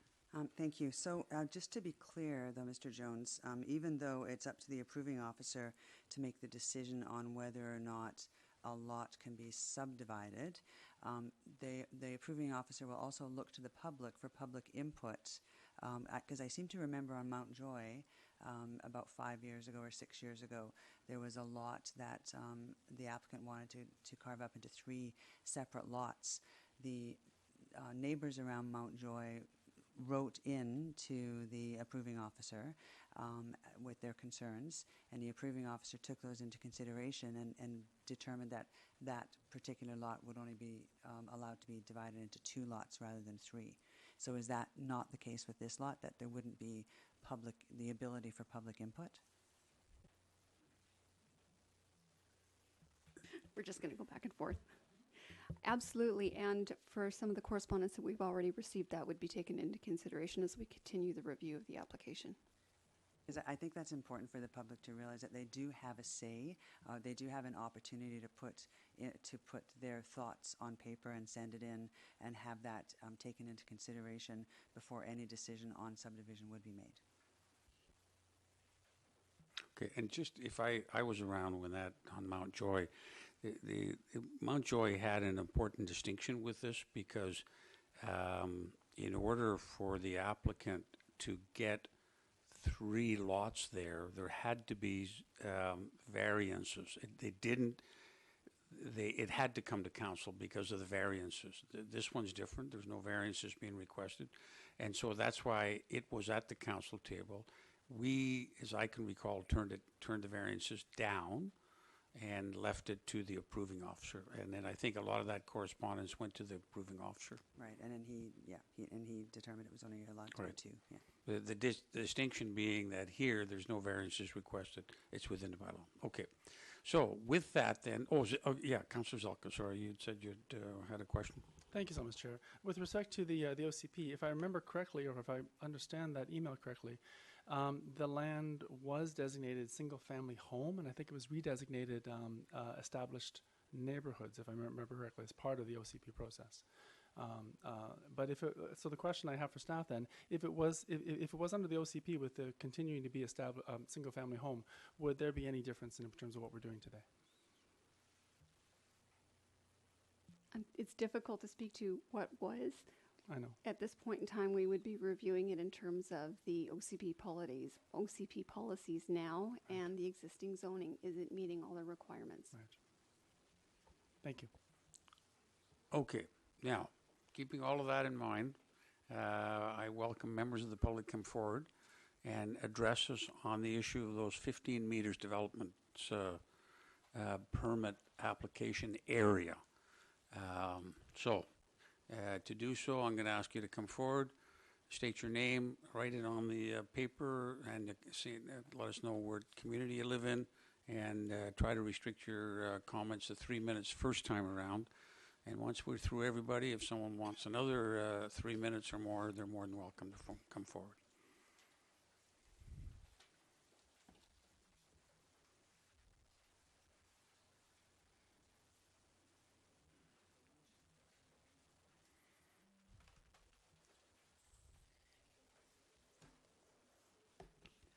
So my name is Elva Jensen. So we've got Hi.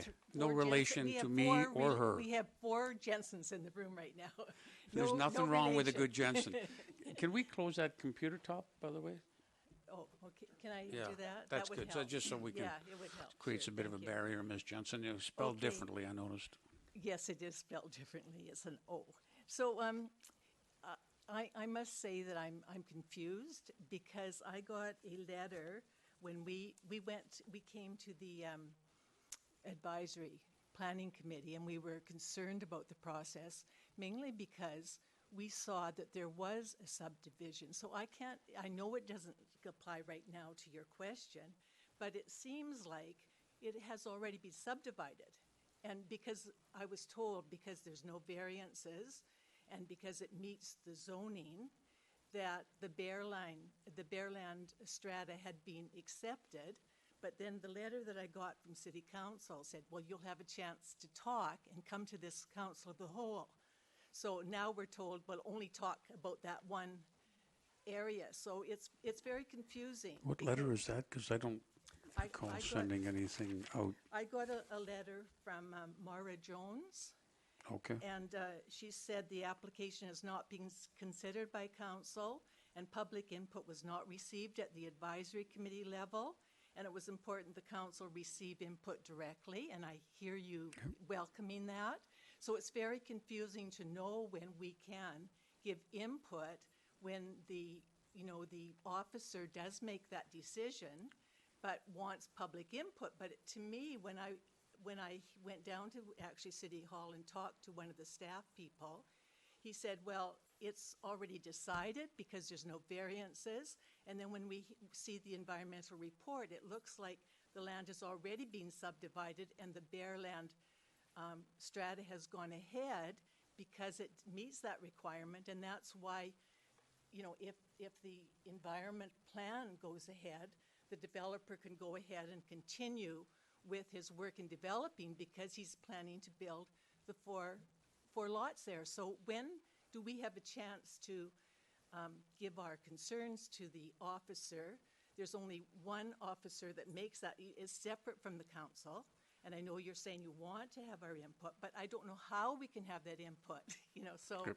So And I'm- when I'm- I asked, I was given that the way you're going to give input is to come to the council, come with your concerns, and we'll hear you. But now I'm hearing, don't come with your concerns unless it's that little bit of land. Well, I haven't read the letter, and Ms. Jones is the deputy director.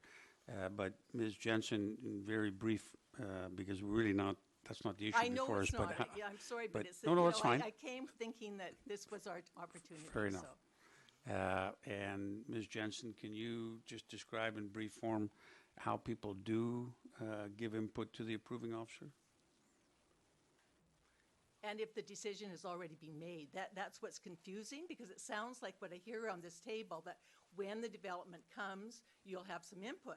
But from what I saw online, it looks like it's already been approved, and so we didn't have any input. So I don't know if it's been approved or not. So I think the confusion is probably around that there's 2 separate applications, 2 separate processes going on at the Okay. same time. Okay. So I believe what Ms. Jones was referring to was your input towards the development permit application, which is what council's considering tonight. So that would be, what is the impact on that shorelines area? She did not make that clear. Yeah, Yeah, I mean, I've got the letter here, yeah.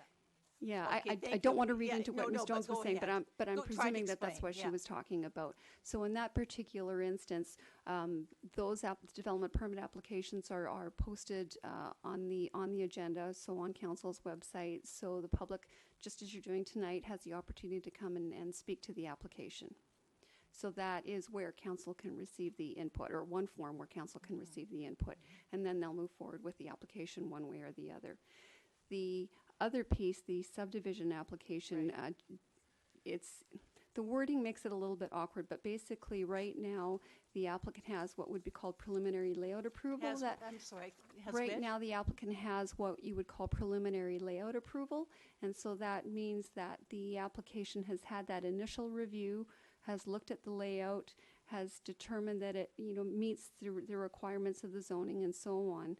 So they could move forward with their application. They still have a list of conditions to fulfill. That doesn't mean that they have final approval. And when do they get final approval? Well, the onus is on the applicant right now to fulfill whatever conditions would be placed on that file. Because the Act does say that if any neighbor is going to be affected adversely by this development, they should be consulted. Or they did not should, it used may.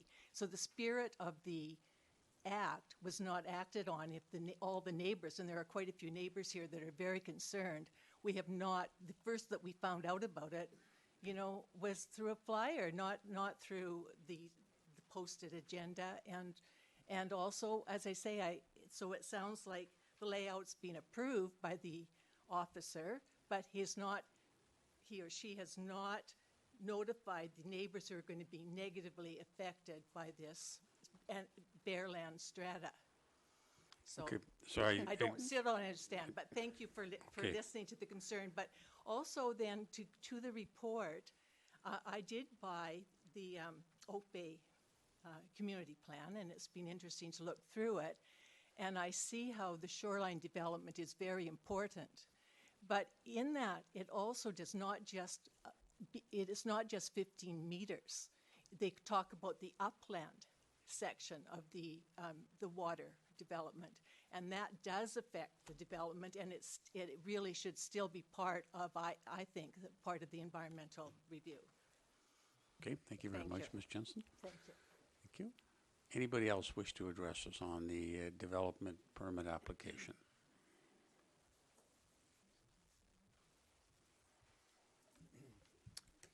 Mayor Jensen, councillors, name is Jim Gamble. Welcome. Just make sure you get the spelling of your name on that piece of paper. Jim, we can probably spell with great ease.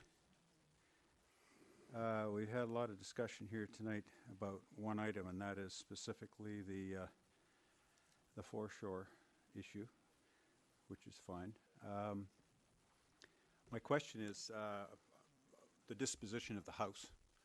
It seems to be getting tossed around. I've heard various stories of parts and pieces of it being moved on to one of the lots.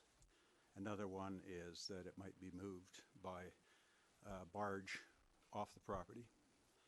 And if we're talking about the foreshore, and we're talking about the DFO, and we're talking about environmental impacts, I'd be very interested to know whether the DFO has been consulted and whether potential permits have been adequately applied for such an endeavor. Okay, it's a question that relates to the foreshore. Ms. Jensen, are you able to answer that on behalf of the DFO and what the current plan is proposing and how it affects this application? That particular portion of the process would be up to the applicant to answer. As far as this particular application is concerned, we're really looking at the impact on the land. I don't believe the applicant has reached a conclusion yet on what is happening with the home.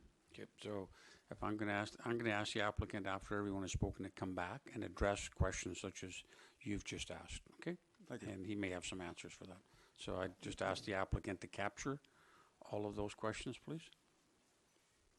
Hi, my name is Earl Jensen, Honorable Mayor and Okay. members of council. Mr. Jensen, I'm going to ask you to pull the microphone towards you, and then don't forget to put your So the one question I had was, John what Henry. is the disposition of the house? And that's just Yep. been eloquently put to you.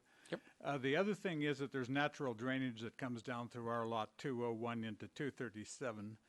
And there's going to be a barrier now placed at the in relationship to the 15 meters to protect the 15 meters, and they're going to pump the water up into the drainage up above on the road. So the question I have is that in any way going to impact the flow of water off our lot 201 through its natural way that it would run down through 237 and out the front to the ocean. Okay. So as it relates to this development application, can you address that, Ms. Jensen? You know, obviously, it's also a question that I'm going to ask Mr. Cole to come forward and address in a minute.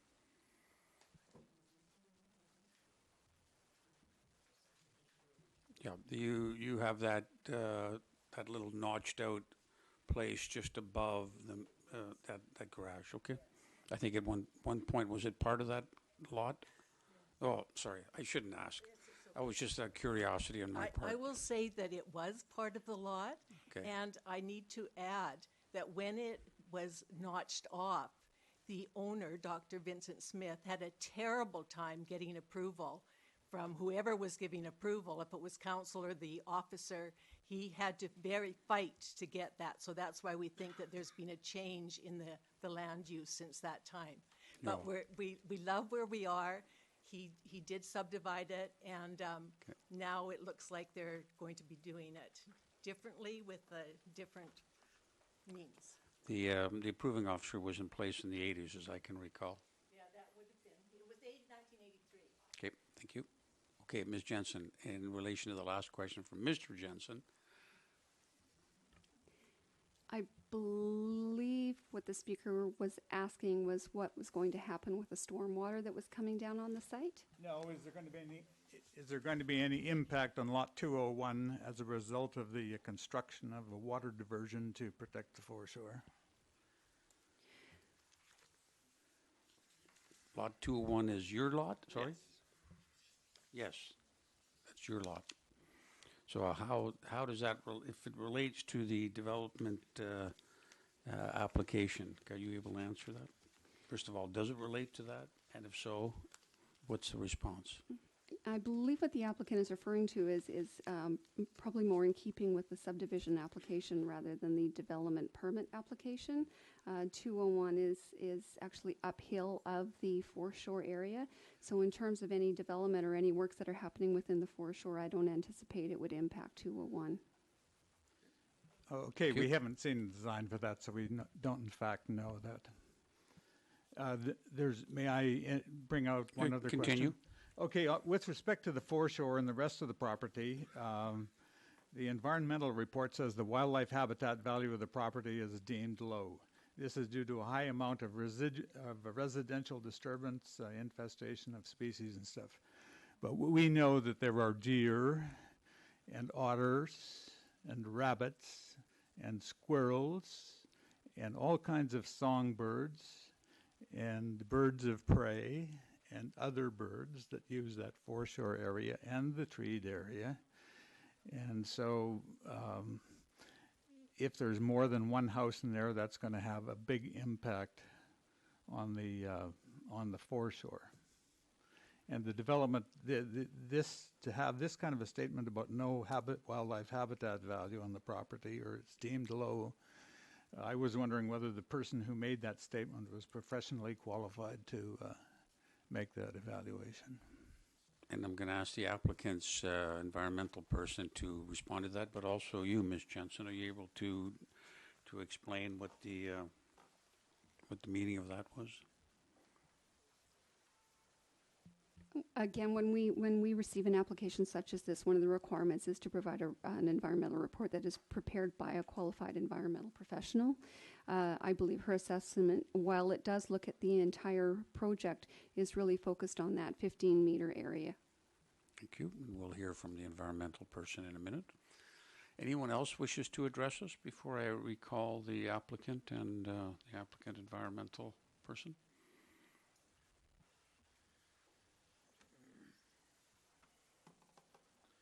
Hello, my name is John Fitzpatrick. Here with my father. We live at 249 King George Terrace. We're the Welcome, Mr. Fitzpatrick. neighbor. I think everybody's got a lot of questions, but since we're limited to the shoreline, I guess the only question I could ask on top of my mind is, would there be any signage that's required to be posted on the property, around the property, to let people know that there's even a process happening? With respect to this application? Yes. Okay. Ms. Jensen. And I believe it would apply to this application and tie to the whole application, but yeah, specifically to this one. With respect to this application, yeah. Ms. Jensen? Just as a bit of background, Council adopted the Land Use Procedures Bylaw in 2015. There are requirements for signage in there, but it's very specific to official community plan amendments, zoning amendments, land use contracts, heritage revitalization agreements. For permits, there's no requirement for signage, the rationale being that those types of permits are already in keeping with the zoning that's in place. I guess just to note that it's a bit disappointing not to have more consultation or to be more aware of what's going on in your backyard. But I guess we'll have to save our comments for another night. Thank you. Thank you, Ms. Fitzpatrick. Anyone else from the public? Okay, so, yes, come forward, please.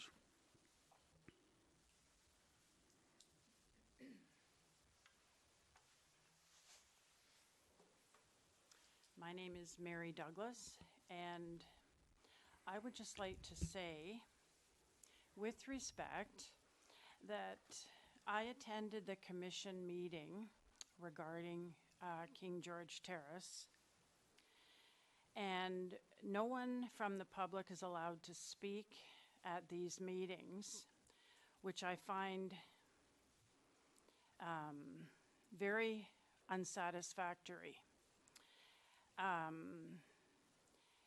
When I was sitting there and taking notes, there was no information given.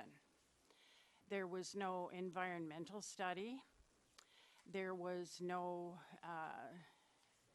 discussion about the houses, what they would look like.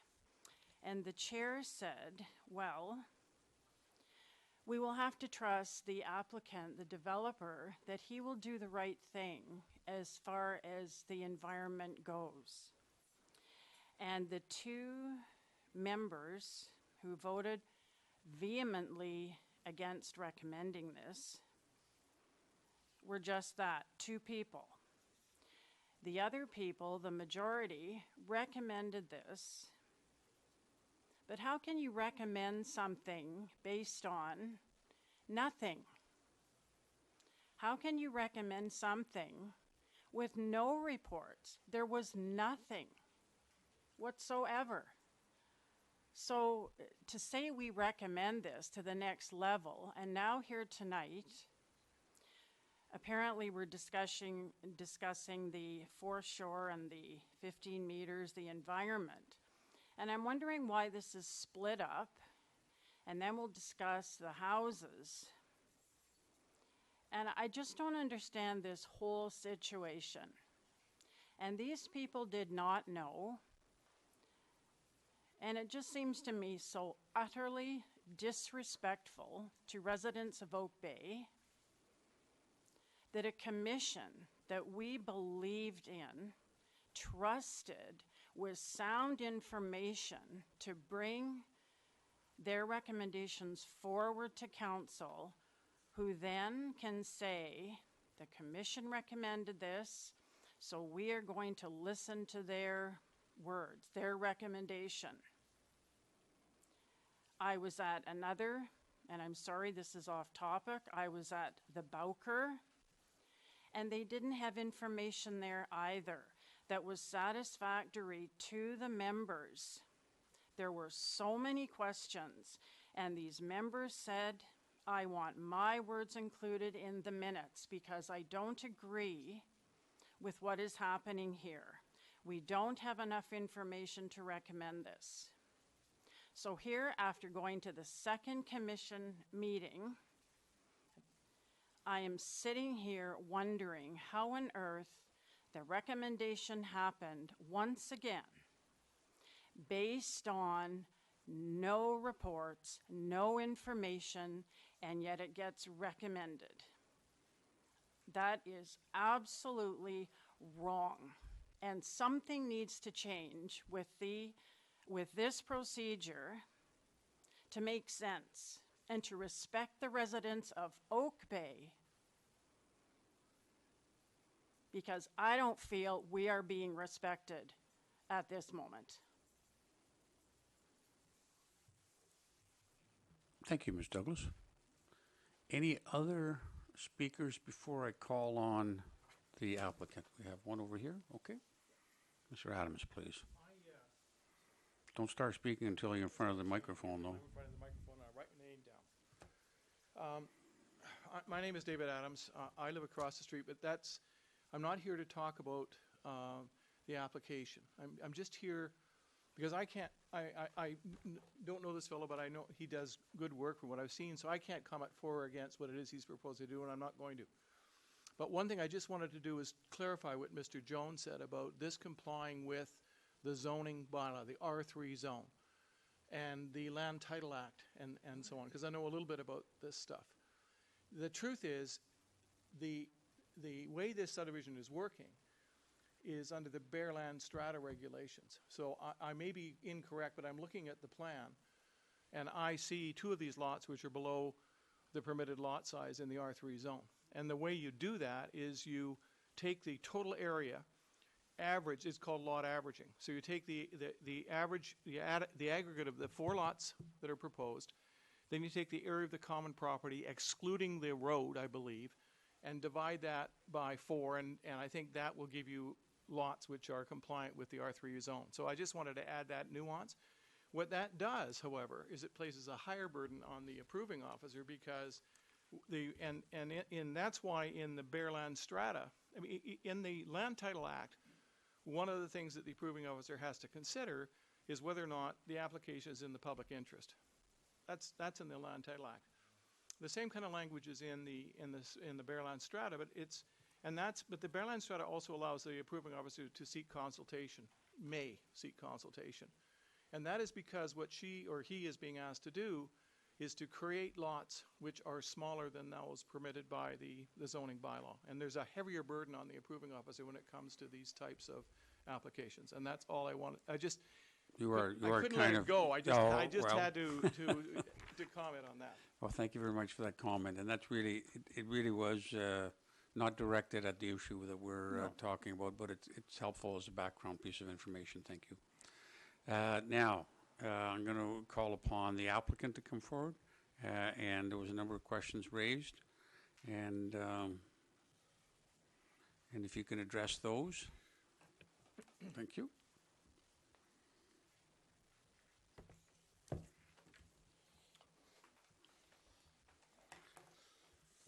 So I just, well, it's fresh in everybody's mind. I think I'll start at the last comments that council heard in regards to the size of the lots. The property is 1.5 acres. The property has enough land to actually be a 5-lot subdivision. The lot averaging that were used to create the smaller lots was in the benefit of the lower lots. So it's a combination of the smaller lot with the larger lots, and then also the common property, which there's a significant amount of property adjacent to the upper neighbors that will remain untouched and relatively unchanged from how you'd see the property today. I'll jump back and just briefly address the other questions, and if you want a higher level response, Julie's available to respond to that. So in the shoreline development permit area, there will be no trees removed. We've actually extended our commitment out from the development permit area to the whole property and committing to native species. 97% of this property has been completely transformed. The original state of this property was all rock, and the plantings that are in place are the majority of them are ornamentals, and as I mentioned, in relevance to the shoreline, we are not removing any trees. The next question that I recall was in regards to drainage. Of course, we'll be looking at drainage as part of the plan for all the lots, and we have engineers working on that currently. And I can assure council that all those all that will be looked after, and the engineering department won't sign off on on a plan that doesn't function. To the first question, which is in regards to the house move, I do have a track record of relocating buildings. I do it anywhere I can, and in this case, I am looking at trying to relocate this house. Although the house has been substantially modified under permit by Oak Bay over several reiterations, the once most notably in the 80s and then again in 2008. The house has been completely transformed. It is my intention to try and relocate it, and I have secured a site to do that. Logistically, we're still working on the plans for that, so I don't have much more detail than that to provide you with right now. And I assume that that's going to require permits from us. I think one of the speakers asked the DFO and the like. So, of course, the DFO does have to be contacted, and in this case, relevant to the development permit in front of council today, the DFO has already been notified of the changes that we've requested, and they haven't notified us of any concerns. Again, Julie's here to answer if there's any questions, but they have been notified of our proposed changes, and there has been no comments or concerns. Okay. Anything? Now, there was some question about the habitat. Yeah, so I can definitely speak to the habitat. So there, as the neighbor mentioned, there are the common species that go through there, and there are birds that fly through. There are no nests. Yeah, so there are birds that fly through. When we did the assessment of the site, there were no nests on site, which is something that we look for. The vegetation that is there within the shoreline DPA will be increased. I think the comment was for outside of the shoreline DPA, and the vegetation there will be changed. There will be more disturbance, obviously, and then there'll be these native species planted and getting rid of other ones that will, and with the native vegetation, it will create more suitable habitat for birds in this area, and then the deer and squirrel will be everywhere. As Leonard mentioned, it was previously bedrock, and the otters favor the bedrock, but that is already there. That's not going to be disturbed on the shoreline. Okay, thank you very much. Any questions arising from that clarification? Okay, thank you very much to both of you. Oh, do you have a question before they go? I just had a question about the fill for the swimming pool. You said, I think you said that it would come from the site, but I'm just want to understand the process there. Yes, so the pool was discussed, but there is actually a deck area that will be removed around the pool as well. So we're going to reclaim the paver stones that are there and actually relocate them to the half of the pool deck, which resides on one of the lots. And then materials being extracted from the site will be used to fill the pool, and then native planting will go there. There is it's not just the pool that we're reinstating with native planting. There's a surrounding area around the pool, which you can see in the drawings that were handed out, that will all be reinstated. And again, Deborah Jensen pointed out earlier that there is, in the development permit, is subject to the approval of a complete landscape plan for the whole property, not just the shoreline. And the surrounding area, do you refer to the lawn that's there? And it's a typical lawn for a house. Well, actually, it goes further than that, because it'll be the whole property that has to get approval. So when we get to the point where we're doing house plans, there'll be a landscape plan for the entire property. Okay, because I take it the lawn is not native to that area in that No. way. Okay, thank you. Councillor Murdoch, did you have some questions? Just for my clarification, currently the drainage from the property, does it go into the foreshore right now? Is that the current situation where runoff, stormwater runoff goes directly onto the rocks below? That is correct. As of most of the properties in the area, that is what happens. As part of the work we're doing with engineering, they've requested and we're compliant with relocating the stormwater to the street. And that, again, is part of the conditions that were on the PLA. Okay, thank you for that. Councillor Braithwaite? Yeah, we've heard a couple of people talk about the lack of reports at the commission meetings.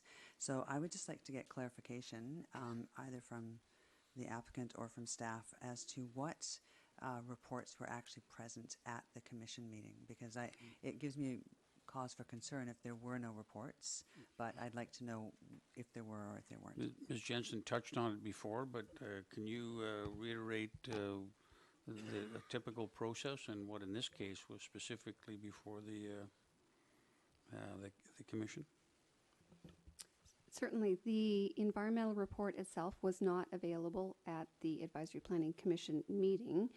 It was available if anybody chose to take a look at it. It's public information.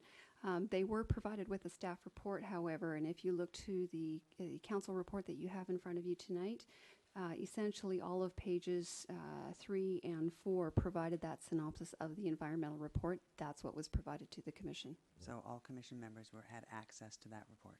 Correct. Correct. So it's kind of when you say a synopsis, a bit of an overview of the report that you reported on? That's right. Okay. What you would see in front of you tonight is it really summarized the information that was provided through the environmental report, and then providing an overview of how the proposal fit in with the guidelines that are set out in the development permit area. Okay, thank you very much. I think that's all for you two. Thank you very much. Mr. Jensen, typically we don't go back and forth like that, but let's just see. Does council wish to hear from Mr. Jensen? Okay, there seems to be a consensus.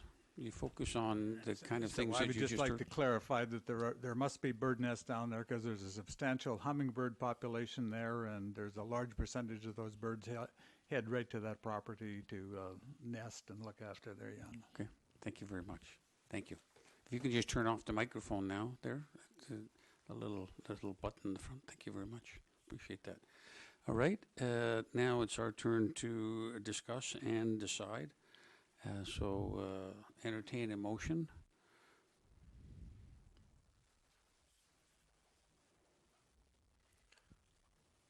Do we have to have a motion first before we get? We should have one before, because we've got all our questions out now. It's time to discuss, and we need to focus on the discussion. Well, okay, well then I'll move the approval of the DPA as laid out here. And as per the recommendation of staff. Thank you very much. Second. Moved and seconded. Now, discussion. The mover want to start? Sure. Go ahead. First, I just want to recognize, I think there's been very legitimate concern raised about the process. And I appreciate that this is a non-political process, so it makes it difficult to have input. It's separated from us and in many ways from the public as a result, as we represent the public. And I do respect that. I think actually it's important for that subdivision process to go through as long as things are compliant with the bylaws. I don't have an issue with that. I think it's still genuinely shocking to neighbors to see property they thought was zoned to be big to be suddenly small, and see more houses put in place. I also think there's better ways of providing signage. And ultimately, I would like to see this, at least from a notification perspective, go out earlier, because I think a lot of this concern and upset comes from just the lack of information that's out there. So I think we can change and improve some processes just from a pure awareness perspective.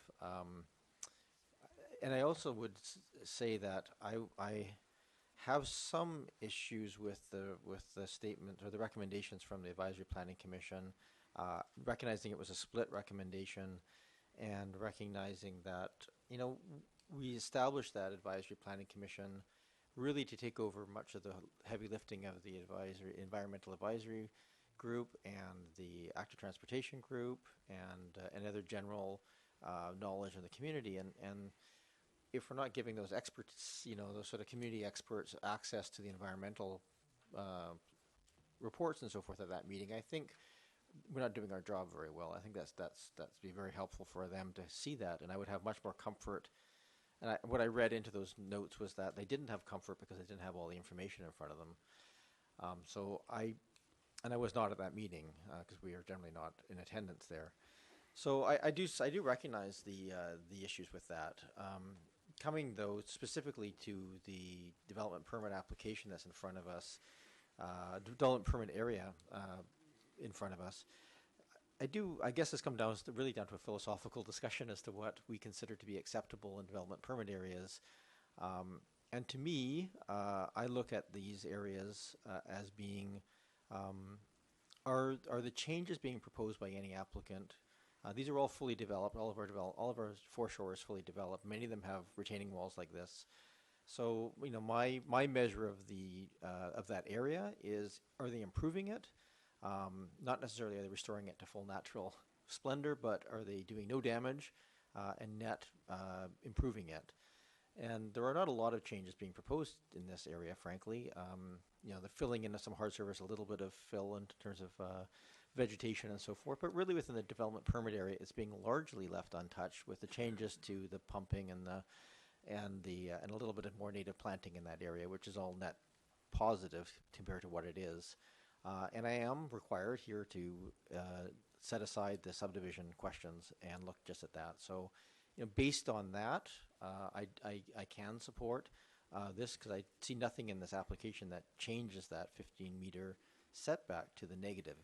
It is not dramatically improved, but it is improved, and the changes being done are being done under the auspices of very professional environmental advice. Thank you very much. Any other speakers? Councillor Kirby, then Councillor Zelka, please.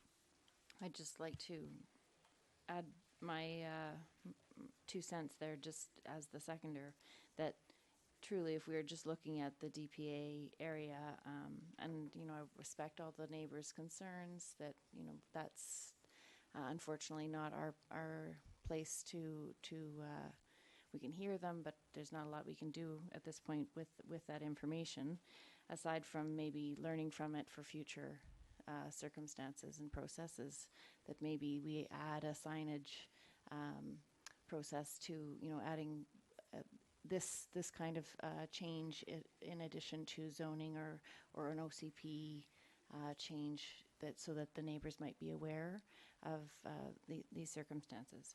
I'm not sure if that's done in other communities, but that might be helpful to notify the neighbors in advance and provide more information, accurate information. But I do appreciate that there is an attempt to restore the area to native plantings and remove any invasives that exist.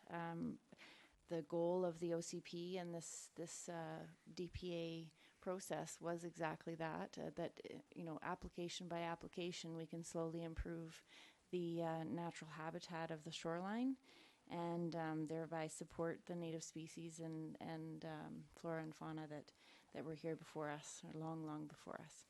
I do want to express some concern about the retaining walls, and that from what I've learned about the Green Shores program, that those retaining walls really do undermine especially with rising sea levels, do undermine the shoreline, not necessarily in this case, but it could affect neighboring properties. So as we move forward, I hope to see that everyone takes that into consideration, that we will see rising sea level in our near future, and the Green Shores program does do some really cool stuff without having an engineered solution in place. Aside from that, I just want to make sure that the neighbors recognize that they have been heard, and that it's not our position to do much here, but at this point. But let's hope that we can change processes so that it doesn't come as a surprise to the next person. Thank you very much, Councillor Kirby. Councillor Zelka, please. Thank you, Chair. I appreciate that. What I can talk to is to some extent constrained because of the development permit area and the what we're specifically speaking about in terms of this motion. I have to echo Councillor Murdoch's words. I'm very concerned about the process with respect to the APC and the information provided. Councillor Braithwaite also mentioned it. I'm actually on the verge of being shocked that it's taken this long for me to hear, with respect to policy, that the APC does not get background detailed information provided deliberately, and I was not aware of this. I would look forward to the opportunity to see if we can address that issue, where as the Environmental Action Committee and the Active Transportation Committee were essentially collapsed into the APC with that expertise, and we spend in our in-camera meetings where we go through the many, many resumes of the many experts. And we have an incredible depth of expertise here in the community, and I'm so thrilled that many of you come forward with your expertise to serve on our committees and commissions. And I'm just gobsmacked that we're not providing them with the amount of information needed so that they can provide us the recommendations. And now I understand to some extent the anger that some of the committee and commission members are experiencing, the APC commission members in particular. So I look forward to the opportunity to change that. I am glad that we've had a chance to hear many of the issues that are sort of bubbling up. I'm looking forward as this development moves forward, addressing many of the issues that'll be outside of the development permit area. I'll be wondering how stormwater from number 201 will be dealt with downstream onto the properties of the proponent. I'll be wondering how the sound of pumps will be somehow controlled so that the neighbors aren't upset with how the stormwater is being redirected in sewage. So I'll be looking for some information related to that, and I'll be looking with interest and with non-political arm's length interest in what the approving officer does in the public interest as he or she seeks consultation in a lot averaging process. Thank you. Thank you. Any other comments? Councillor Braithwaite, please. Thank you so much. It is really hard to set aside the whole subdivision question in this, but obviously we have to. And like my fellow colleagues, I would agree that the process is obviously not good, and that can be seen by the number of people that have shown up today. I think that going to something that Councillor Kirby said, what is done in other communities, I think other communities tend to have a much more public process, and I'll use City of Victoria as an example, in that things that are coming forward are discussed within the different areas of the community through a community, with community liaisons and a council liaison. And I think that it's time for us to look at something like that. It's something I spoke about at the election when we were elected, and I think it's truly something that it's time that we did something, because this is not the only application that has come before us in the last little while where people have felt this strongly. The Bowker was another one where people had wanted time to have more input prior, and it would have been helpful for the applicant to have had our feedback a little bit earlier than waiting till a public hearing to hear some of our comments. So it's something that we truly need to do something about. But that's not what's before us today. We're concentrating on the DPA for the Shoreline Development Permit area, and I think that what the applicant has put before us is acceptable for that particular area. I, like Councillor Zelka, will look with interest as to what the subdivision officer will do with the subdivision process, and whether or not it will be deemed to be in the public interest to put 4 lots on that lot. So, thank you. Thank you. Okay, I'm going to call a question. All in favor? Opposed? Councillor Zelka opposed? Thank you. It passes. It will be considered on June 26th by council. And this is not one that goes out for notice like some of these other ones we have coming up. So thank you very much. And I take the opportunity to thank the people who've come out and gave us their views. It's very important to hear what you have to say. It is a bit confusing as to what an approving officer does and what council is empowered to do. Those are things that are set by provincial mandate, and we always have to respect the arm's length relationship with the approving officer. So thank you very much. You can stay for the rest of them, but that's up to you. We're going to move on to the next item. The next item is actually one of those that's going to require a notification, and that is item number 6. And this is, although I'm going to ask you to take all your conversations into the lobby or outside the back. That would be helpful so we can continue. Thank you very much. 2408 San Carlos.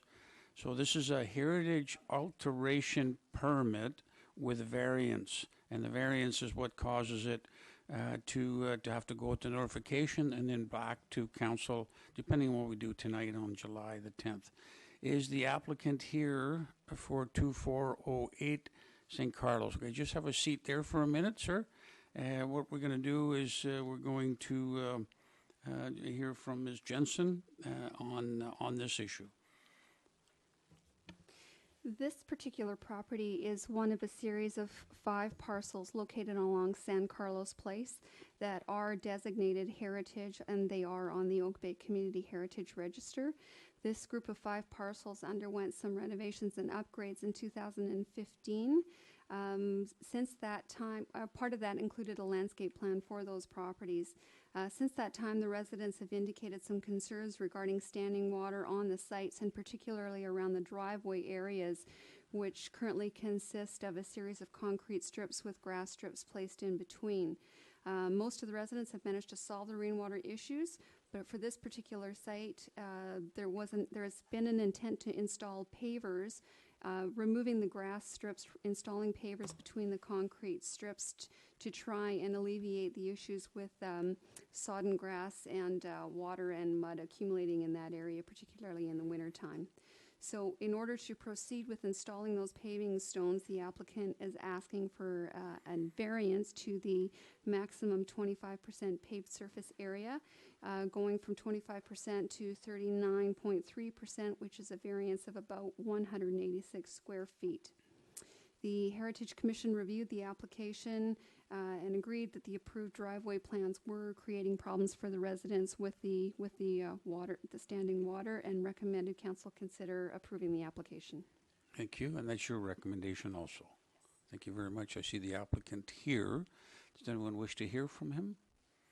Doesn't seem to be any burning questions for you, but you should identify yourself in any event. Oh, you're going to have to turn your microphone on there, please. Mike Edgell. Thank you, Mr. Edgell. And if you could just fill out, if you haven't already, your name, proper spelling, that kind of thing. Will do. Thank you. Move the recommendation approval.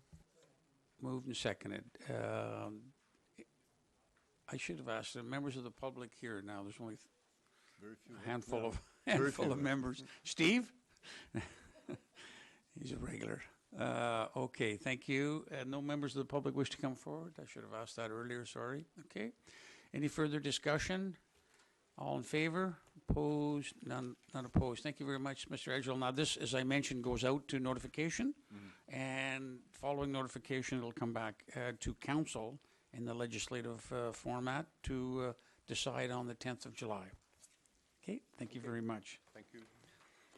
The next item is 2296 Cadboro Bay Road, and that I see the applicant is entering the room right now. Thank you very much. We have some correspondence on that one, I think. Yes, it's now on our amended agenda. This Ms. Jensen, just again a high-level overview of what's being asked here. Certainly. This is an application to place signage on the properties recently approved for a mixed-use development at the corner of Cadboro Bay Road and Bowker Avenue. The applicant wishes to place 2 signs on the site to advertise the upcoming project. However, they are proposing to increase the height and the area of the signs beyond what is permitted in the sign bylaw. These signs would initially be placed on the existing commercial building until that building is removed from the site. Then they would then be moved to another location on the property as work commences at the corner. Only 1 sign would be permitted along each street frontage. Okay. Any questions for Ms. Jensen? Seeing none, I see the applicant here. Is there any questions for the applicant? Okay, there is questions for you. So could you, for staff? Well, you might as well come forward in any event, the applicant and I guess the applicant's attendee. That was a hard one to find. Bodyguard. Question for you, Councillor Zelka. Thank you, Chair. Actually, a question for staff. I'm trying to get more details about signage in some of our sister municipalities. I see in the city of Victoria, where I know Abstract does some work as well, that they have a whole process for applying for signage, and their cost for signage, I think is, I had it here. I've just lost it. Oh dear. They seem to have a sliding scale for cost in terms of the whole process of applying for signage. It appears that a lot of work has been done with respect to your staff reports and all the other stuff that's done here. I'm not aware, since this is my first sort of signage process, what is the fee that's normally charged for applying for this type of a permit, please, and compared to Victoria, if you happen to know? I don't know what Victoria is charging. I'd have to go back to our sign bylaw and confirm. I believe it's $25.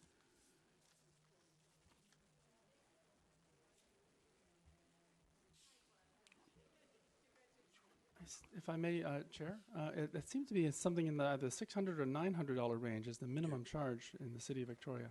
I think that, with all due respect, I think that's a procedural question. It's a question that I have for staff. I'm just curious, no, I since I've appreciate never that, dealt but with this before. I'm just curious as to, with respect to the amount of work that's been done, I'm wanting to know. Thank you. Okay, thank you. It's just that in terms of what we have to discuss tonight, I think that's it may be relevant to a procedural issue which we can take up, and I think when we come to streamlining our processes. Okay, anyone else have any questions of staff or the applicant who are now joined us? And just for that sake, can you identify yourself, the applicant and the attendee? Thank you, Mr.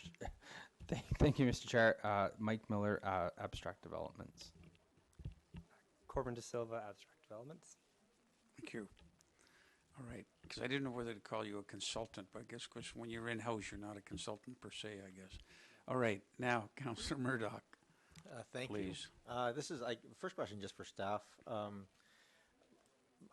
What sign? We've had a number of developments, or the Clive recently, and other ones over time.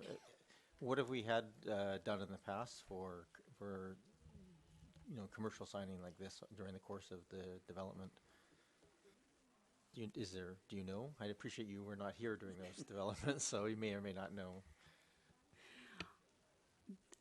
The only other sign bylaw amendment we've had since 2015 has been at the Oak Bay High School, so I couldn't speak to what happened before then. Yeah, and I don't think anyone was selling anything at that point, so it's a little different approach. And quite frankly, vague memory I have about these kind of things. I don't think there's been a lot of these kind of requests. But then on the other hand, because I don't think there was one for the Clive for that, but of course they weren't for sale, I guess. They were rentals, and they didn't need to advertise. They had 60 people out of 17 for 17 units at one point, but that's all I can remember, if that's helpful. Any other questions for staff or the applicant? Yes. You had more? Go ahead. Yeah, sorry. I guess the second half of that question should it be, we have quirky sign bylaws in Oak Bay. I recognize that, but they're generally cursed by every real estate agent and person who wants more signage and beloved by everybody else who appreciates not looking at signs. So I'm trying to get a handle around why, what the justification is, because the report lacks any justification for varying our sign bylaw in this instance. Through you, Mr. Chair, and I'll try and answer your question, Councillor Murdoch, and then I'll perhaps rely on my consultant to clarify the details. So this would be very typical of a market condominium that we would do in Victoria. The sign, the two variances, and I hope I'm not speaking out of turn, I would probably look to staff to confirm this, but the height is one variance, and that is only specifically going to be applicable until the building comes down, because if you look at the images that are in the package, it's just kind of what works with the windows. So we're using blank building to not cover windows, and instead of putting them in front of the single family dwellings to make it intrusive to them, we decided to put it on the commercial building. So this was something we worked with staff on since actually October of this year, but staff felt it'd be appropriate to not bring this up, October of last year, pardon me, bring it up until after the decision was made regarding the rezoning and development permit. So here we are tonight. So there's two variances. One is for size, one is for height. So I think the height one is only specific around timing until such time as the building comes down. Then the second variance is to do with size. So, for example, we were fortunate enough to work with the tenants that we have a good relationship with to cover the windows there to drive traffic to generate sales, which in turn actually triggers the financing of the project. So the signage is a really important part of driving traffic to the sales center, which then in turn can stimulate traffic. Traffic to sales. The building signage along Bowker right now is actually 200. Sorry, we are at 225 square feet. Is that correct? So we're at 225 square feet right now, and we're only asking for 120 square feet along Bowker. So to Cadboro Bay, pardon me. So just to put it into context, there's almost half as much signage as we already have. So it's just to get a frame of visual what that looks like right now. But it's just literally to try and drive traffic. Now there is a signage bylaw, and you did point out it's quite interesting. It's very specific to Oak Bay, and it's 32 square feet, which I do agree is very appropriate. I guess it's all about context from our perspective. That would be very typical of, say, a single-family dwelling, or as you say, realtor signs. All we're asking for your consideration is a variance to accommodate some signage. It's a very busy road, and trying to wayfinding signage that can hopefully stimulate some interest to create some sales. Okay. Any follow-up or anything, Councillor? I don't think I have any follow. Well, I guess I'm not sure I'm entirely swayed by that, but I do hear what you're saying, and certainly the plan pictures help articulate what that looks like. Because I first saw the numbers, it looked exceedingly excessive, but I understand what it would look like on that lot. But okay, well, I'll save my comments, I think, for the Yes, debate. please. Questions? Councillor Zalkin, please. Thank you, Chair. So, question for the applicant. I see on your other construction projects, the one at Cook and Fort, and the one further up the road at, the one closer to Oak Bay, halfway between there and Oak Bay. There are no signages placed up on the buildings, and of course there's a hole in the wall in the ground for one of them. Is your intention, when this building is gone, to only use the similar type of signage that you have today, for example, at the corner of Fort and Cook, where it's just the sort of shrouding, and it'll be at the ground level, or are you imagining that these signage, once that building is gone, will be on standalone, up in the air? What are you imagining, please? That's a really good question, Councillor Zalka. I think the intention, I'm a little bit off guard, so excuse my lack of certainty here, but I think the intention would be to transition it. Obviously, it doesn't need to be that high in the air. It's only in that high in the air specifically to do with the building placement and the windows on the building. As we transition into construction hoarding, we do that for two reasons. One is to create interest in the project, but it's also to for aesthetics for the neighborhood, so they don't have to see the construction traffic and dust. So it would be our intention to hoard it at the time, and I don't see a need to put the signage back up once the hoarding and fencing is in place. But it would happen a little bit after the buildings start to come down, so it's not right away. But as this hoarding is up, then yes, the signage would come down. If I may, yeah, continue. I appreciate hearing that, because if this signage with these exemptions you're asking for are related to the mounting on this building in this way, and with the building gone, then essentially you would go back to we call the hoarding. You call it? Sorry, what's the word? So just to be clear, it's still the variance, I believe, is still applicable once the building is down, but once the hoarding is up, which doesn't happen necessarily the same day. It's a transition, because you have to go through geotechnical engineering and stuff like that, protect it so it doesn't fall in. Once that is up, then yes, it would be coming down. That's helpful. Thank you very much. And I was able to confirm that the City of Victoria permit is $950 for one permit, and then it goes up from there. Thank you. Thank you. Councillor Braithwaite, please. So just to clarify, the hoarding, that's a weird sign, the weird word for that. I don't know, why is it called that? That one I don't know. Does your assistant know? I'm just kidding. I'm kidding. So the hoarding, is that not considered a sign in our sign bylaw? If there is advertising on it, it would be considered a sign. So then my next question would be, would that be allowed around the whole property? Because that would it not be bigger than what our sign bylaw allows? Correct, but it would depend on what it is that they're putting on it. Well, my assumption would be it would say Bowker or abstract development. Once again, I kind of a little bit off guard.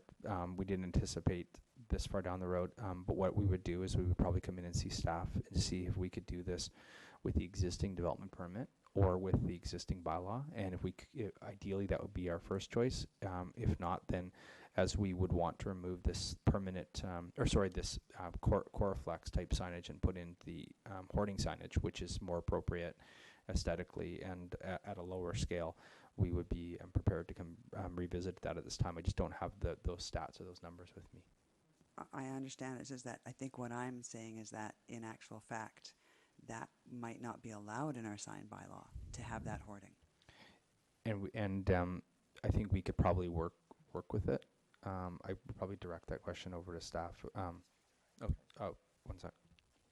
Maybe I'll speak to, and I apologize because I was speaking more with your associate, Graham, the other day as you were preparing this, and he was asking kind of what our intentions would be with this once it was able to come off the building.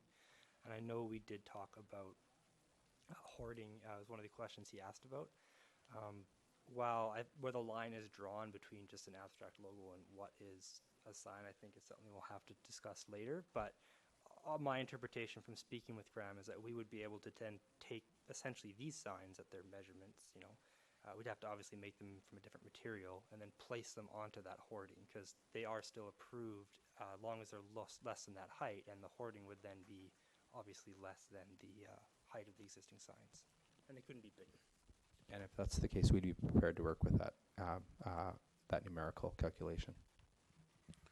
All right. Any other questions? Follow up? Okay. No other questions. Thank you very much. Is there anyone else who wishes to address us on this from the public? Yes, thank you. So, Mr. Miller and company, if you could make room for Mr. Mears. You still have to fill out the form, though, Mr. Mears. Anthony Mears, South Oak Bay. Yeah, I don't have much to say other than it's not just aesthetics, depending on what's on the board. I mean, driver distraction's a big thing, and that's a pretty dangerous intersection. We've all heard that many, many times now. So I would think that you should take a long look at, I think, I forget the dimensions, but it's going something like 30 feet to 235 feet, so it's pretty big. You might, hoarding mostly has murals on it or something that's not distracting, and older drivers are more distracted, and we certainly have a few of those in Oak Bay. So that's all. Just have a look at the safety part of it. I think other communities ban billboards. I don't know what, we don't have a billboard ban sign bylaw, but I think you should just consider that. Thank you. Thank you. I think we do have indirectly, we don't call it a billboard prohibition, but we don't permit it. Okay, thank you. No one else wishing to come forward to address this issue? Thank you. Now, Council, what are your druthers on this issue?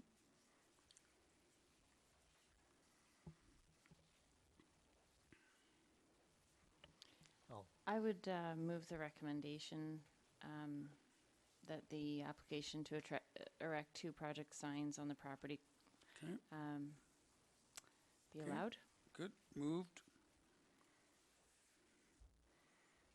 Okay, there's no seconder.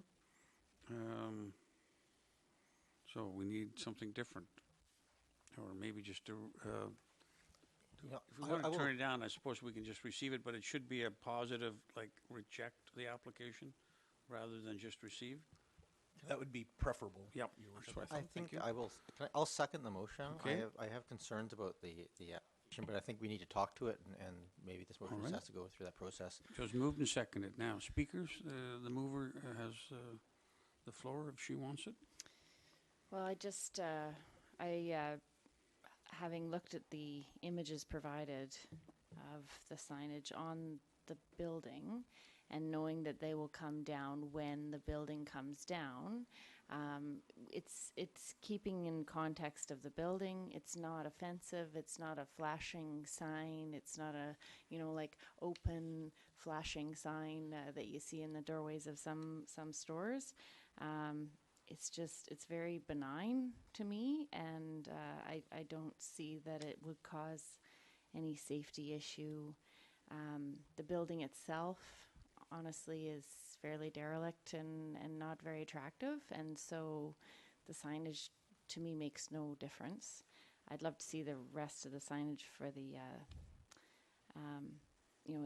we've talked about that in the planning process, that the signage for the building, for the commercial space, that it be appropriate and tasteful, and I think that's the goal here as well. I don't think that they're going to put up something that's inappropriate or offensive or that would turn off buyers. So, it's a white board with some writing on it, a bit of black and red. So I just don't see how it's offensive or how it could cause real serious concern to the community. Thank you very much, Councillor Kirby. Councillor, fill in the blank, Councillor Murdoch. Next, and So then Councillor Braithwaite. I appreciate the comments made by Councillor Kirby. I certainly don't find it offensive. I think the question here is what's the appropriate balance of the size versus, and we have a pretty, it's a very restrictive sign by law in Oak Bay. It really is. I think that it's reasonable for the applicant to drive some interest in the building as part of their signage, both immediately and going forward. The motion that's here is in perpetuity this size of sign, and there's nothing in there constraining it once the hoarding is up. I also think that we do have to respect the sign bylaws more. I don't know we have to be completely compliant with it, recognizing this is a bigger piece. It's a piece of plywood, right? An 8 by 4 foot piece of plywood is what is allowed under our bylaws. It's not the same size as a standard sign you see in a front lawn. This is the commercial sign limit, not a residential. It's essentially similar to the size of the signs that we use for notification purposes and so forth. My personal preference on this one is not to have the signs this large, but rather to see perhaps allowing, right now it's one per face, we're allowed one sign per face, but recognizing the length of the size of each piece of property, that we limit the size to the allowable size, but allow multiple instances of that up each road, so that people driving down the road can see a couple, 2 or 3 along Cadboro Bay and perhaps one along Bowker. That would be my preference to this. I think that the size ask, again, either we change the sign bylaw to recognize that there is a driver for it, which may be a piece, but I also recognize that we had the sign bylaw in front of us not very long ago to deal with election signs, and there was no great demand there to change the commercial signs by 700% or so to increase it. So I think that, as I said at the beginning, I think that these sign bylaws are quirky, but they also are generally appreciated by people not having to look at very large signs all the time, and this, to my mind, gets pretty darn close to billboard sized. So I think there's some compromise here. I don't think I would support the application as it is, and if we're going to give feedback, that would be my feedback, is to perhaps consider 2 or even 3 smaller signs along Cadboro Bay Road and the one on the Bowker side, and other than that, stay within the sign bylaw size. Thank you. Councillor Braithwaite, please.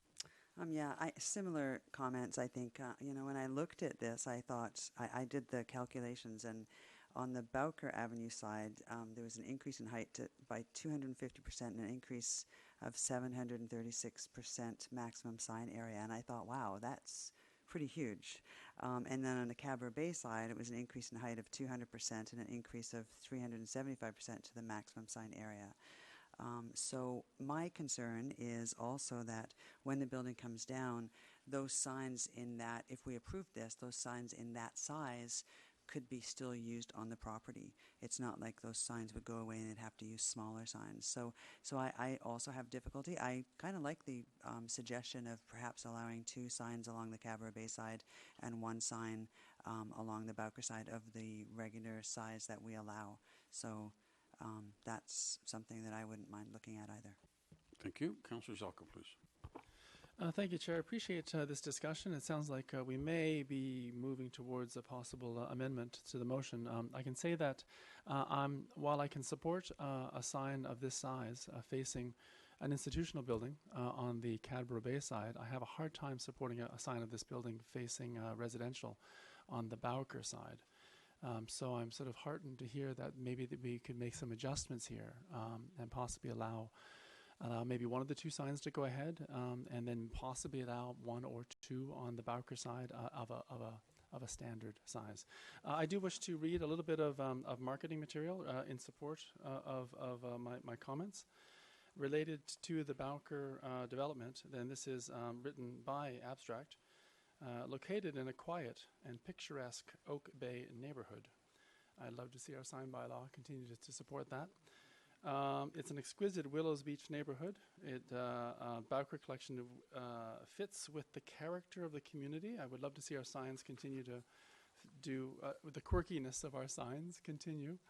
There's a concern about the impact on residents, innovative, thoughtful, community-minded developments. I have to agree, Abstract does good work, and I'd like to see us continue to support them doing good work. So I'll leave it there for now and see what we come up with. Okay, so let me just suggest a way forward. Yes, something helpful? I just want to make clarification. I think it may be a little difficult for us to make changes to the specifics here, correct? We are essentially would be, if we're not happy with this exact application, we should be giving feedback to the applicant and declining it. I was just going to address that. I was just going to address that. And that was, I think we have 2 options: to reject it, or we could ask staff and the applicant to go away and based on what they've heard here tonight, come back with a adjusted application.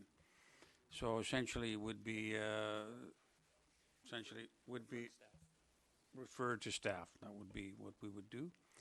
Councillor Kirby, did you have something else? I did. I just wanted to follow up on the suggestion made by Councillor Murdoch to have several signs on the Cadboro Bay side. I think that adds to clutter and visual clutter, and I don't think that that's something we should encourage. Having more than 1 sign on one surface. There's already signs for the existing businesses there that already create enough clutter. If they are going to have a sign at all, I think 1 sign per side is adequate, and I wouldn't be able to support more than 1 sign on each side of the building. All right, so I think I'm going to call the question. I haven't heard a referral to the staff motion, so move refer to staff.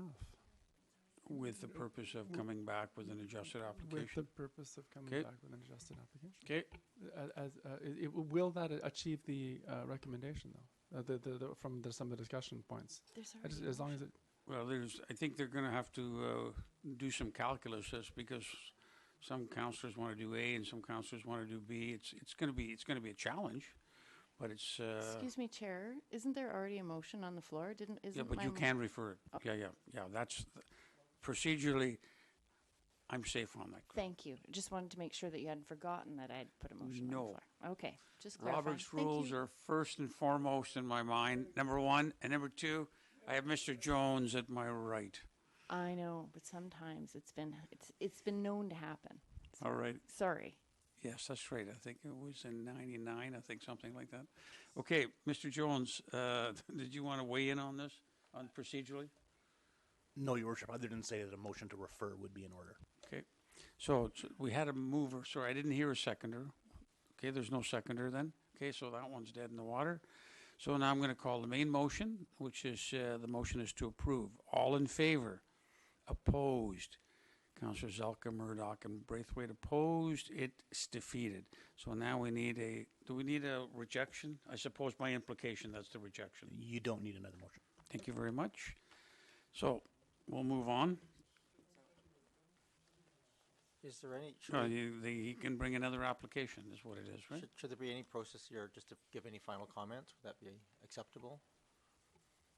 Well, it's, again, getting back to what I was saying before, it's going to be difficult calculus for, this councillor has this idea and that councillor has another idea, and I haven't even mentioned what my idea was, but there you go. So I think you can try, but you can put it on the record. I'll let you do that. But I just, because I was impacted, I think, by Councillor Kirby's comments, and I would actually tend to agree with that in hindsight, that a single sign is better.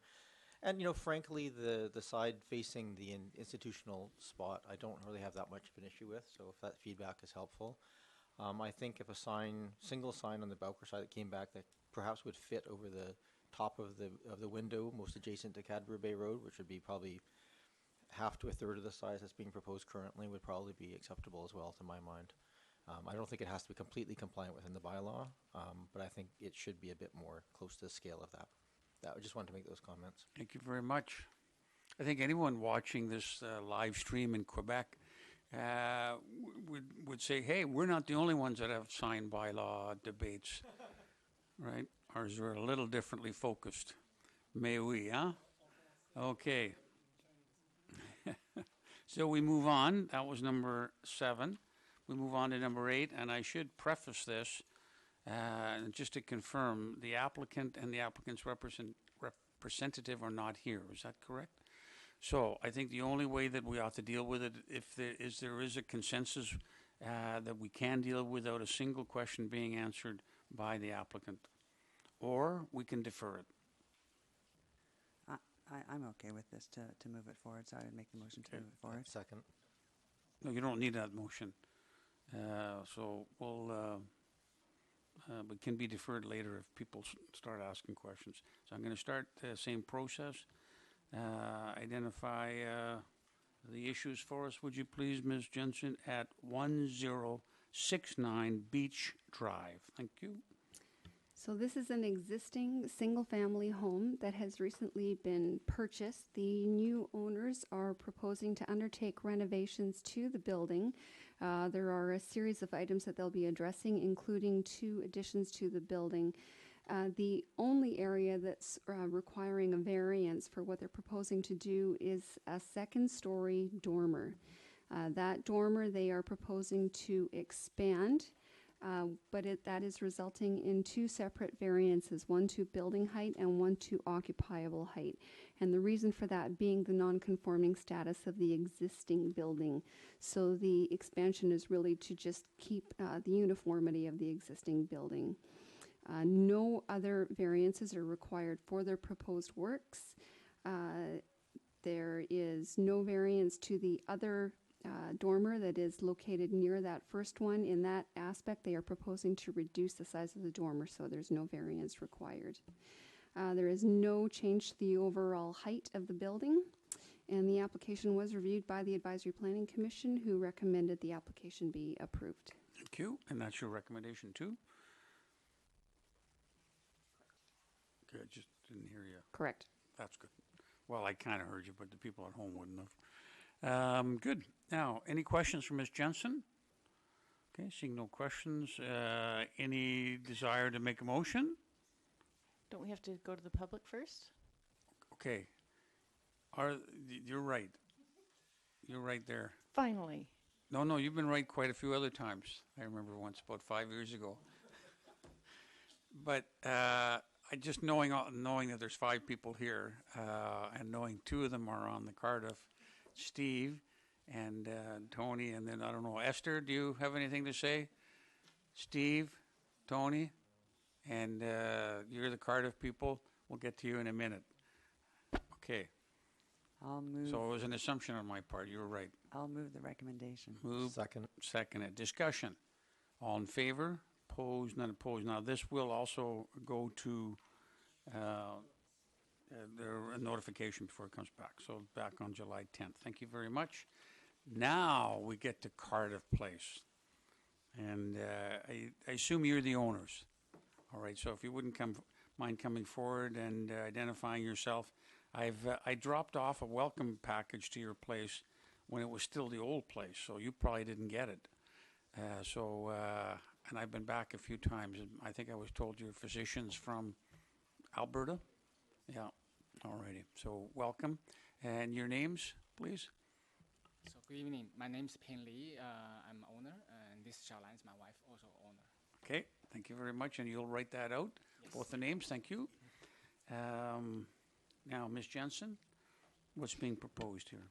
This is a proposal to increase the building height of a new single-family home that's under construction on a sloped site at 3389 Cardiff Place. There was an error in truss construction that has resulted in the building height of select portions of the building being over height. The applicants are requesting council's consideration of a variance from 7.32 meters to 7.74 meters, about 1 foot for building height. The new contemporary style home consists of several roof planes, and it is only the 2 higher roof planes on the building that require a variance. The overall roof height is in compliance with the zoning bylaw. Again, the application was reviewed by the Advisory Planning Commission, who recommended approval. Any questions for Ms. Jensen? Go ahead, please. Can I ask what the vote was at the APC, please? I believe it was unanimous. Thank you. Any other questions for Ms. Jensen? Any questions for the applicants? Okay, does Tony, Esther, or Steve want to make any submissions? All the three are passing, Move okay? approval. Second. Okay, there we go. And you waited all night for this, but hang on, I haven't called the vote. All discussion. Yep, no, the motion is now on the floor. Now we have to have Thank you. discussion. I'm curious to hear, how did this error occur? Because we have had a number of builders who have made a number of errors, and then they've come back after they got their building permits, after having no variances, and now here's another example where we have a request for variance after the fact. I'm just curious, how did this happen? Is it possible to ask about that, please? I don't know. First of all, maybe Ms. Jensen, do you know? Are you familiar with this? I will try to impart what I was informed by the building inspector. Going out on site inspection and following that up with a survey for the stage that the house was at, they determined that there was an error in the building height for those sections of the building that I referred to. I believe the contractor had looked at the trusses and had determined that they could not build the trusses to the specifications that had originally been approved through the building permit process, and undertook to correct that error, which unfortunately resulted in the additional height. Okay. The applicant, do you have any comment on how it came to be? So I'm actually very interested to know how this error occurred as owner. As we have no idea. Okay. Right? Like this tonight, I learned a lot. Right? I only know human anatomy. I'm a medical oncologist, and I have no idea what are you guys talking about. But I really want to know how this error occurred. Like, I have no idea. Okay, but it sounds like something in the building of the trusses, and that contributed to it. So I think the expression I get is, I think it's a small mistake because the builder tried to build a stronger truss, but I'm not very familiar with the building height, the definition building height. Right. So his explanation is, he thinks the building height should be from the average grade to where the ceiling of the second floor is. So this is how the error occurred. Okay. Thank you. Any other questions? No other questions? Ready for the question? Any no other discussion? All in favor? Opposed? None opposed. Thank you very much. And you must remember to let me know when you do come in. I'll bring an other package, because I assume that the first welcome package didn't get to you. As long as the second one, we'll be happy.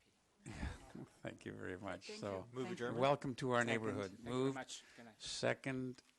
All in favor? Opposed? None opposed. Thank you.